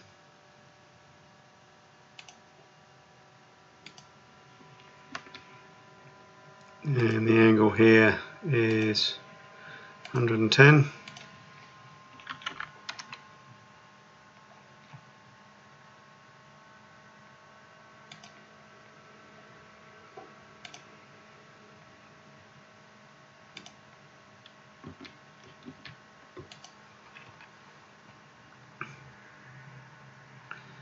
Use the connect command and position that in there. So with this being horizontal, it's forced it out to being symmetric, and I will draw in the other one here as well.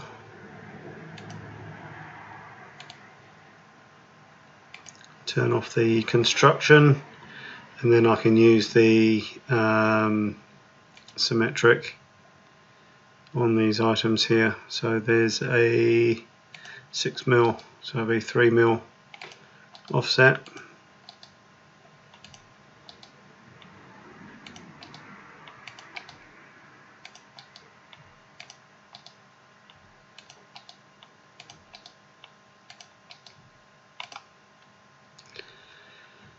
So that produces that. So we can use the trim command and get rid of the extended lines that we don't need.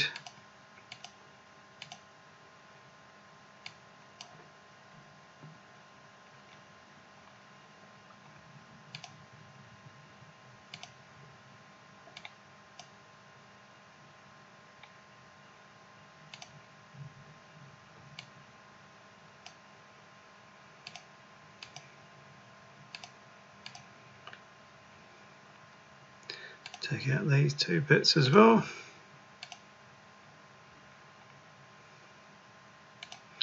But I'll leave the centre lines in there.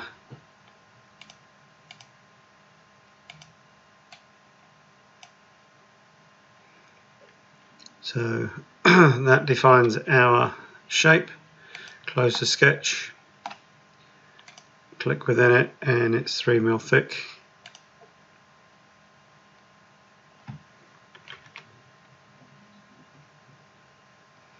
So then we've got a 5mm hole in each centre.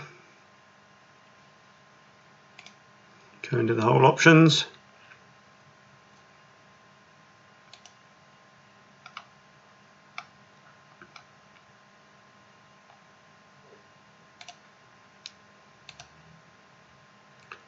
And then I'll lock the plane.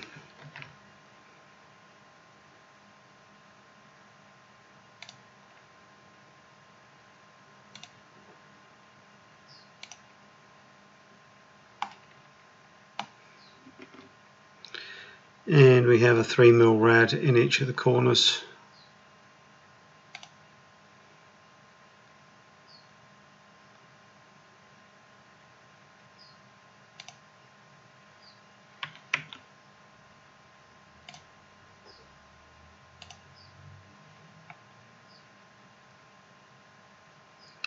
So we just quickly add those in.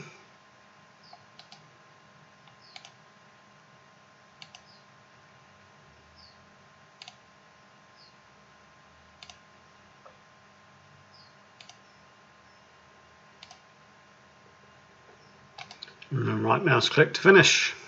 So we'll save this, and this is called Pivot.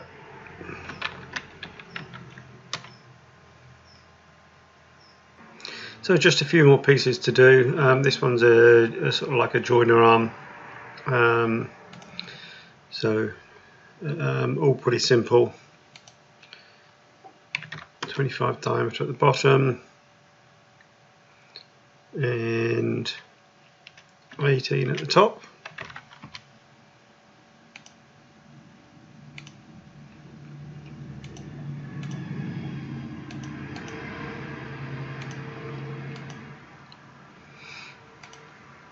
.54 spacing.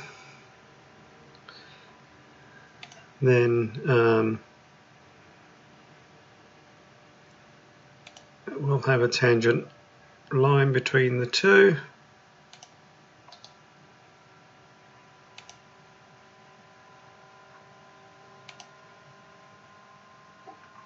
Getting tangency both at the top and the bottom.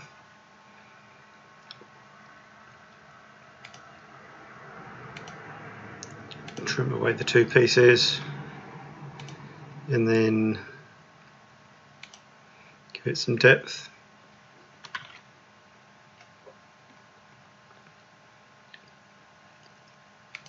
And then the bottom one is 8.5 diameter.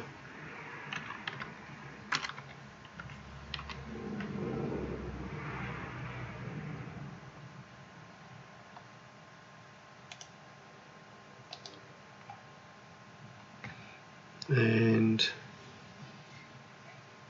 3.5mm hole at the top.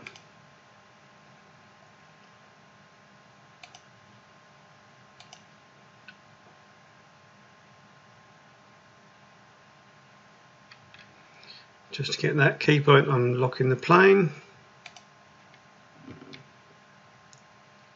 And because we just drew that one as a circle, we just need to take out the bit in the middle.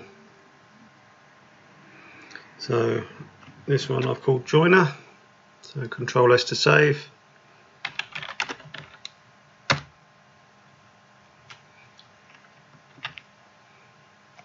Control N for a new file, and then we also have this spacer which is going to sit on a servo.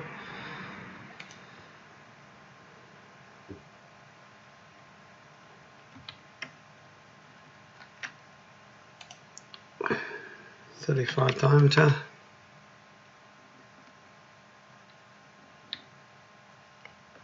And the hole in the middle I think was 8.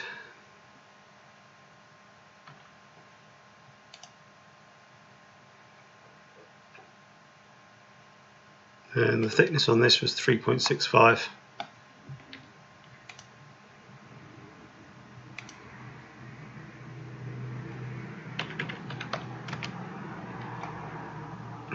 And then we have our 2mm holes going through, so we'll do the first one.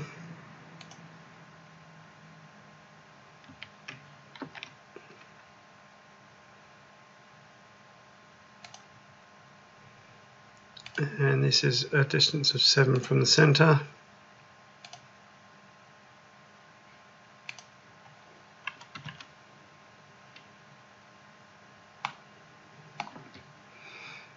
And then we can just pattern that.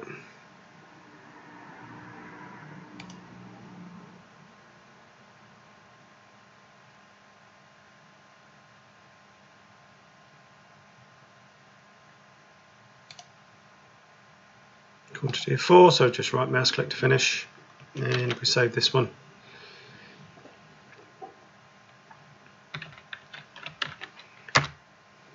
So now we just have the last few pieces. So we have this sort of central shaft, 8mm diameter,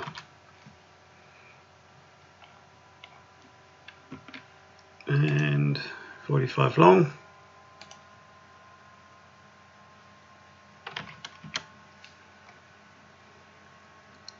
And then we just have a chamfer with equal setbacks, and 0.5 is probably fine. So label this one shaft.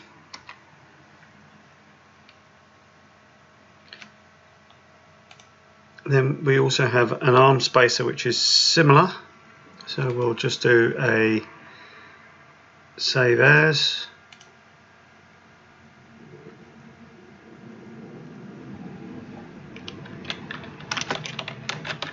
Call this one arm spacer.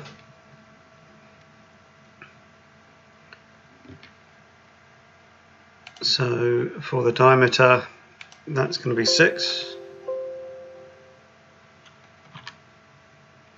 And we have an M3 hole through the middle.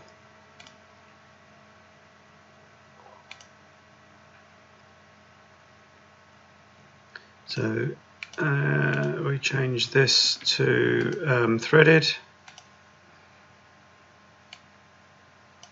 and choose M3.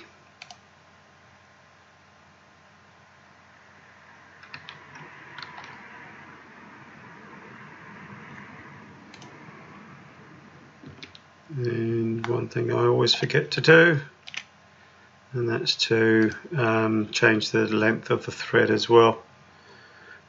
Something that you could possibly set up within the part template if you want to work that way normally, so hole extent for the thread.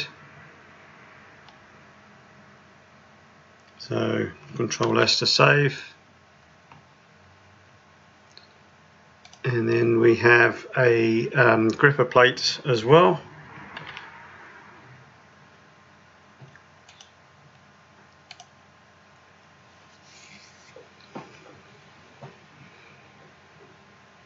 So for this I'm going to start drawing on the front plane, line F3 to lock the plane.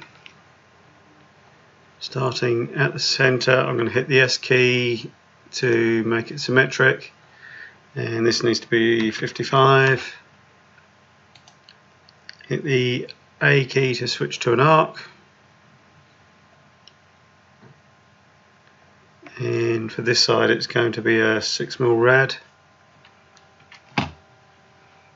and just get it so it's vertical, and then right mouse click this one here, A for an arc, 9mm rad on this side,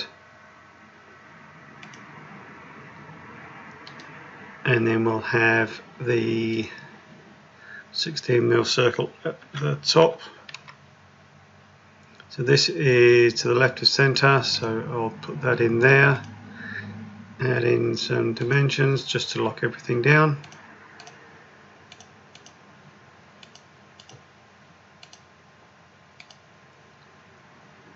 Change that back to horizontal vertical. So this height should be 33. That should be a 16. So from here I can use the line command and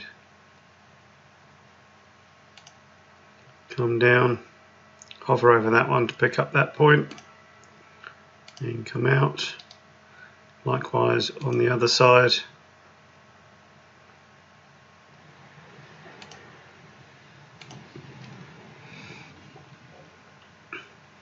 Use the trim command to get rid of this portion. So then let's add, rather than doing holes, I'll just add them in as circles. So 4mm for the left and top, and then the other one is a 9mm hole.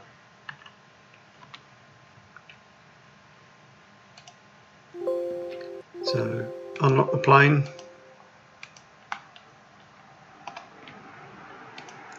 and the thickness on this is 7, so that just leaves us to put in these 10mm rads here. So we'll put a round,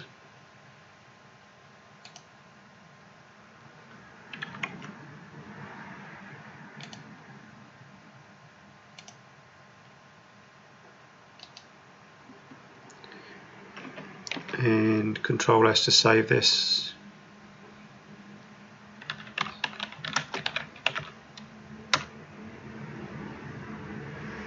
So now for the assembly of the arms. Start with the arm support, which is this one here, and we can sort of hover over this window and rotate it into sort of roughly the right orientation that we're after, and then when we drag it in, it's sort of the correct way round. That means that we can use our flash fit. So rather than having to keep turning it around, I'm going to just position that in. Then we'll take that one there, get the right plane on here, and likewise on the bottom to the top of there. So these are going to sort of show out of not fully constrained. So you can see here the little dashes around the edges means it's not fully constrained compared with this one, which is fully. The reason for that is that the model is free to move. So this one here, which it's sitting on, is free to move. So it sort of means that the rest are unsupported. So this one comes in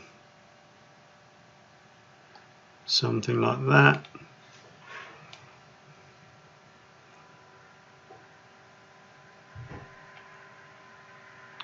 And then we can position it the same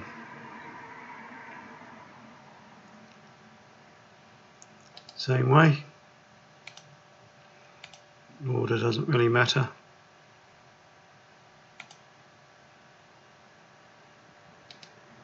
So the quick pick works from front to back, so obviously there's a lot of faces in there that it's picking up off. So yeah, we can sort of position that in. So the servo needs to come in again. I can either pick it out from here or in here. So as I drag that in, we need the main part. So we're going to take that face and position it on the outside edge, and then we want the sort of bulk of it on the front. So we can align those holes now. And if you're struggling to sort of get the right sort of thing, you can always switch to a specific option there. So as you can see, we've obviously dimensioned something wrong on here. The distance between the holes isn't quite correct. So if we escape out of here, and we can do a inspect and measure the distance. So we're looking for minimum distance, which is this one here. So we can go from that one to that one. That gives me a distance of minimum distance 26.42. So you can see that we've got that not quite right. Whereas if we sort of rotate this around, we can do a measure distance. Go to the centres actually this time. So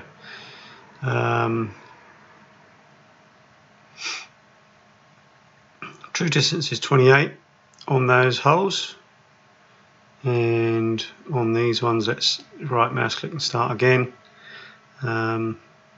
Center point to center point,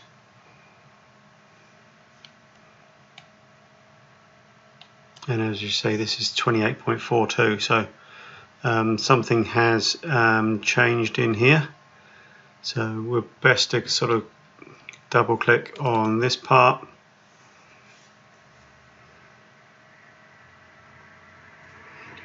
which opens it up, and then if we look at our PMI, so we're down here,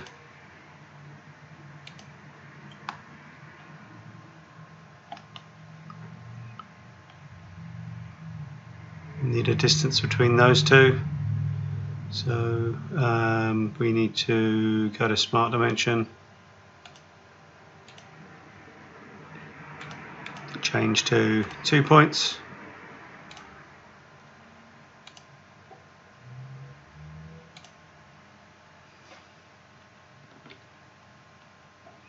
and of course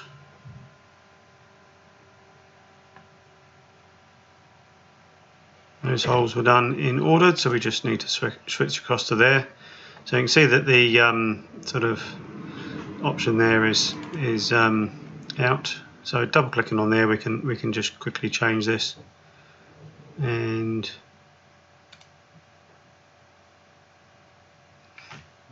.42, and as you can see that sort of just hasn't really gone quite central. So rather than having that dimension on there,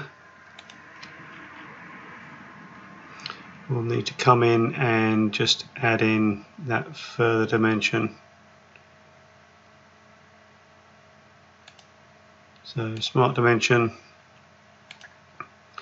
use dimension axis, so that's going to be my axis, and then we want to go from that hole to the center point, and that needs to be 14.21, which will center them up.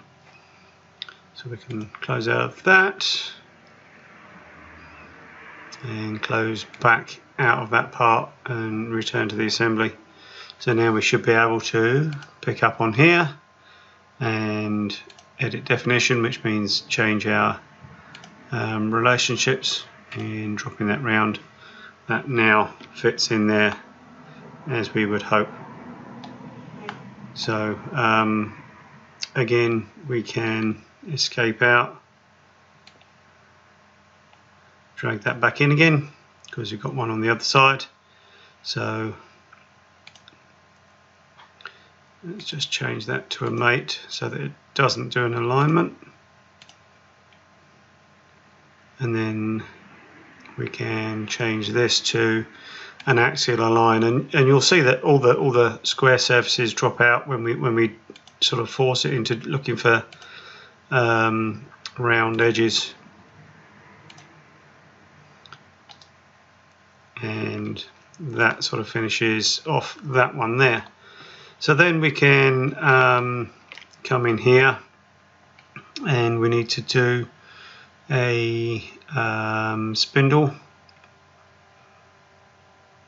So Servo Spindle, I can drag it in from here. Again, if I sort of rotate it around, I can get it into the orientation that I'm after. So this time around, I'm going to use a different relationship. So the insert command should allow me, let's escape out of there. So the insert command should allow me to do both the mate and the align in the same command. So it just means a few less clicks, and that sits on there like that, and then escape out, and we can drag the one in on the other side as well.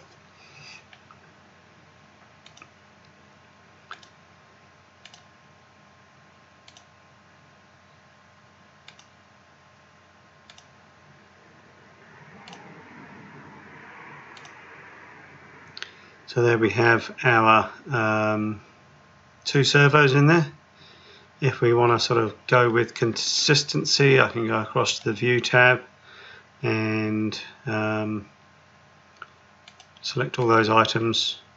So hold the Shift key down to multiple select and change the color of those.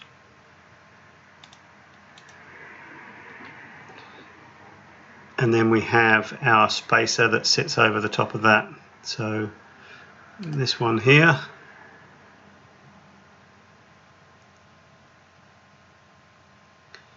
let's drag that in.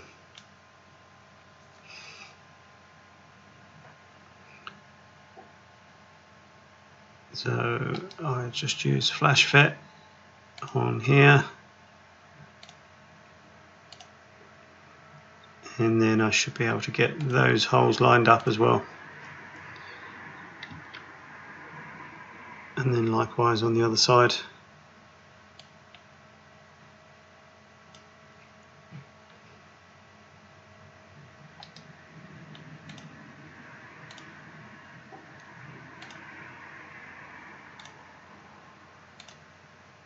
So I could have done it with 2 of the bolt holes as well. It doesn't really matter which way we go round on that. So that's sort of going in nicely. Then we have the shaft. So that comes in, and if I start with the axial line, that's going to sort of orientate it correctly. And then we'll use a center plane relationship using double.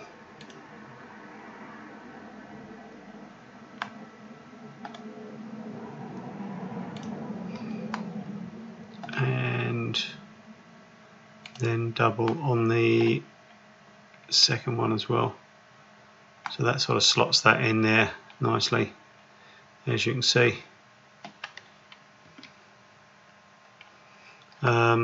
What we must have got wrong was that the size of this is not quite correct. So what we can do is measure the distance from the plate. So let's hide these spaces for the moment, and we can then go to our inspect, measure distance between these 2,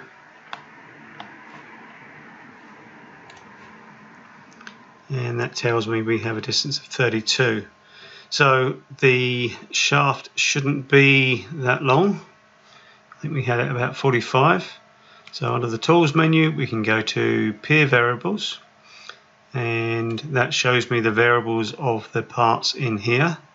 So that 45 needs to come down to say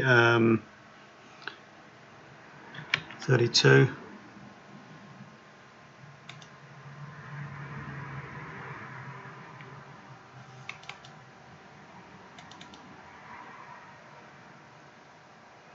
And it's not allowing me.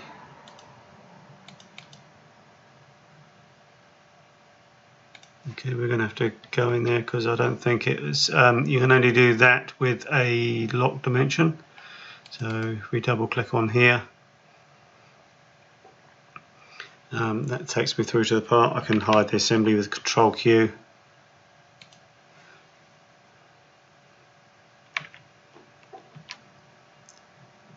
So to get that working properly, I'd have to make that into a lock dimension, and then I can modify that from the main assembly.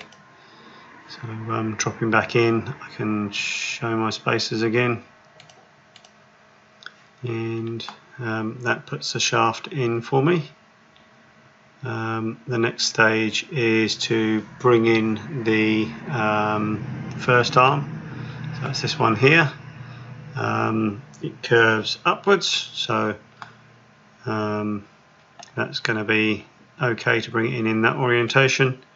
So we bring that in and we position it on the center here to the shaft, and then we'll lock that plane to that one like so, and then we'll leave that free to move within its own right. So hit the escape key, and then we've got a second one, so we'll drag that in. Now this one isn't fitting flush, so this is going to be positioned 18mm, so we'll put it in our offset here, and that's going to be offset from the edge of the spacer, which is there, and then from there we can use our axial alignment to pull that into position, and again escape. And then we have our arm spacers, so that's going in between these two holes. As I've said before, I'm not going to put all the screws and nuts and bolts in. It's just going to sort of make this a lot longer. So axial align, and then planar faces.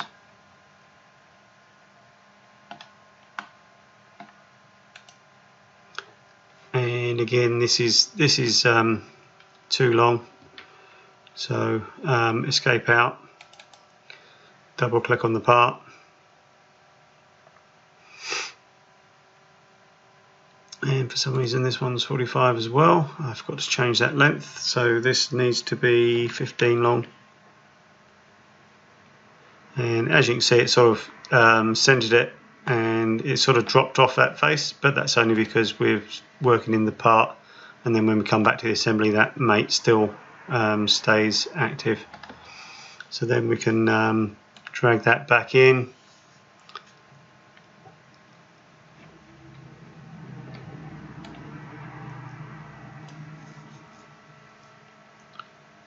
and align the holes,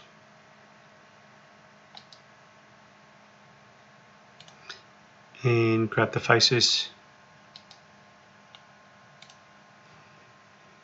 to position that into place.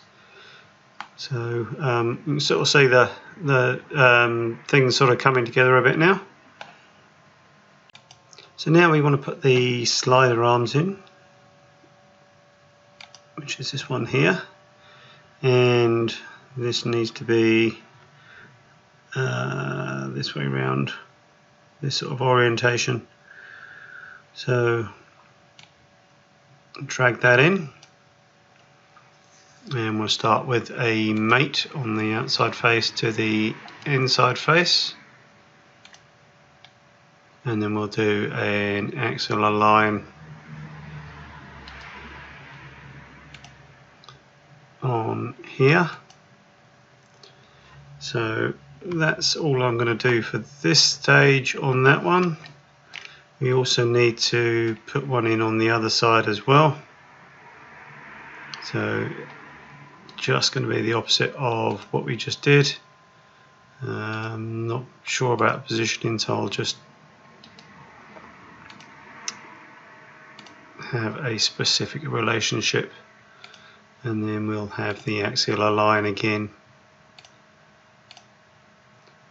to sort of position those two in together. Then we've got arm 2, which sits in here, so we've got this face going against the inside face of the arm support, and we'll have the axial align onto that top edge there, and the other one will be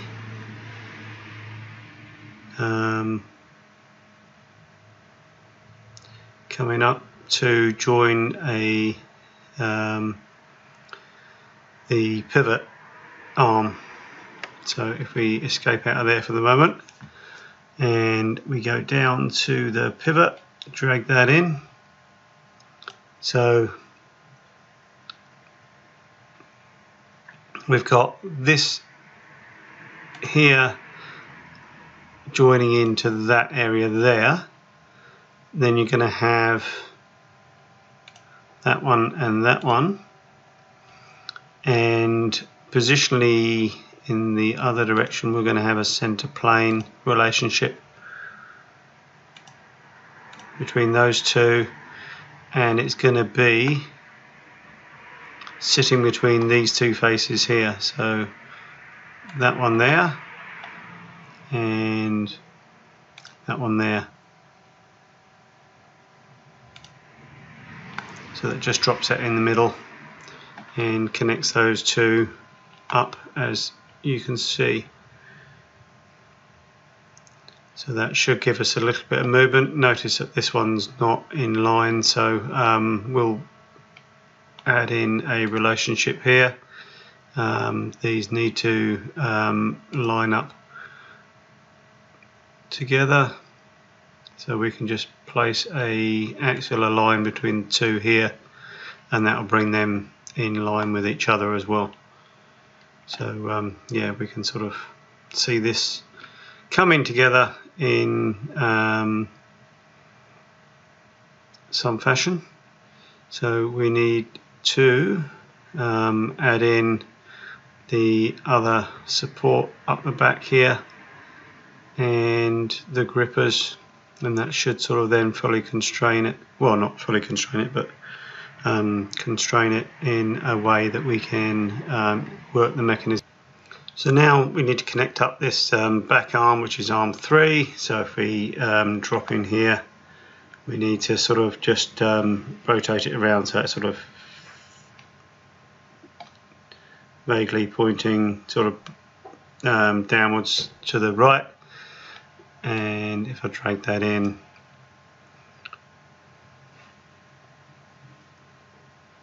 we'll start with the axial line going into the top here, and I'll then use a center plane, and we'll go from that one to that one. So that drops it in there, and then we'll bring in the joiner, which is this one here, and this one here is going to sort of sit in that sort of direction. So we just sort of line it up before we bring it in, and that back hole is going to go on the shaft, and it sits we're going to have that one mated up to the inside of here, and then this hole at the back. So I need to switch back to an axial line, and that's going to go onto that one there. So that just sort of pulls it all in quite nicely. We've then got a second one of those. So again,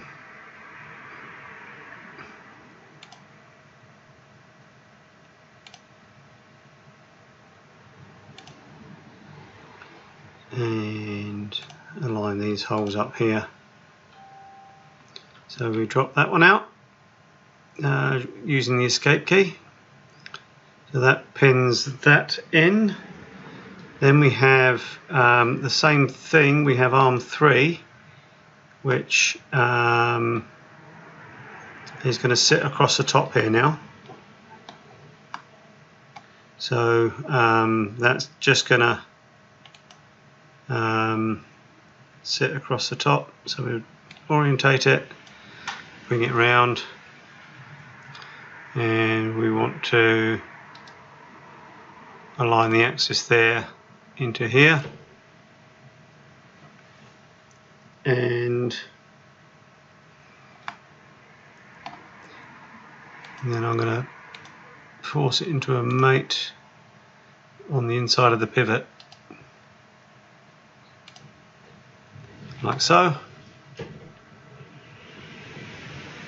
And then finally we've got the gripper mounting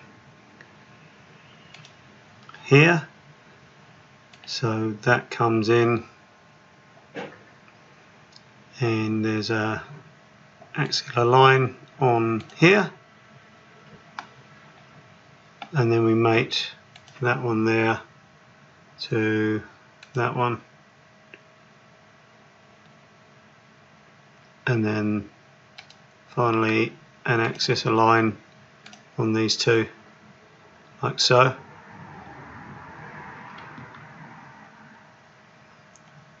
And we place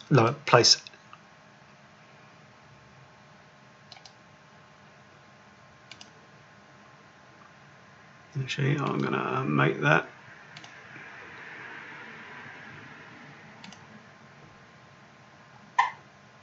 to there, and then we've got the axial align, so that will just cut out all the square faces.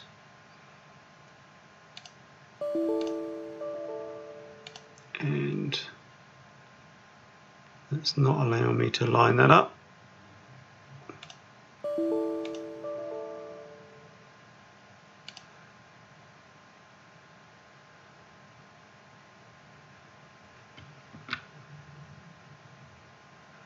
So that then sort of gives us the final structure of how this all fits together. And in a subsequent video I will show you how to sort of create exploded views and motion and create videos.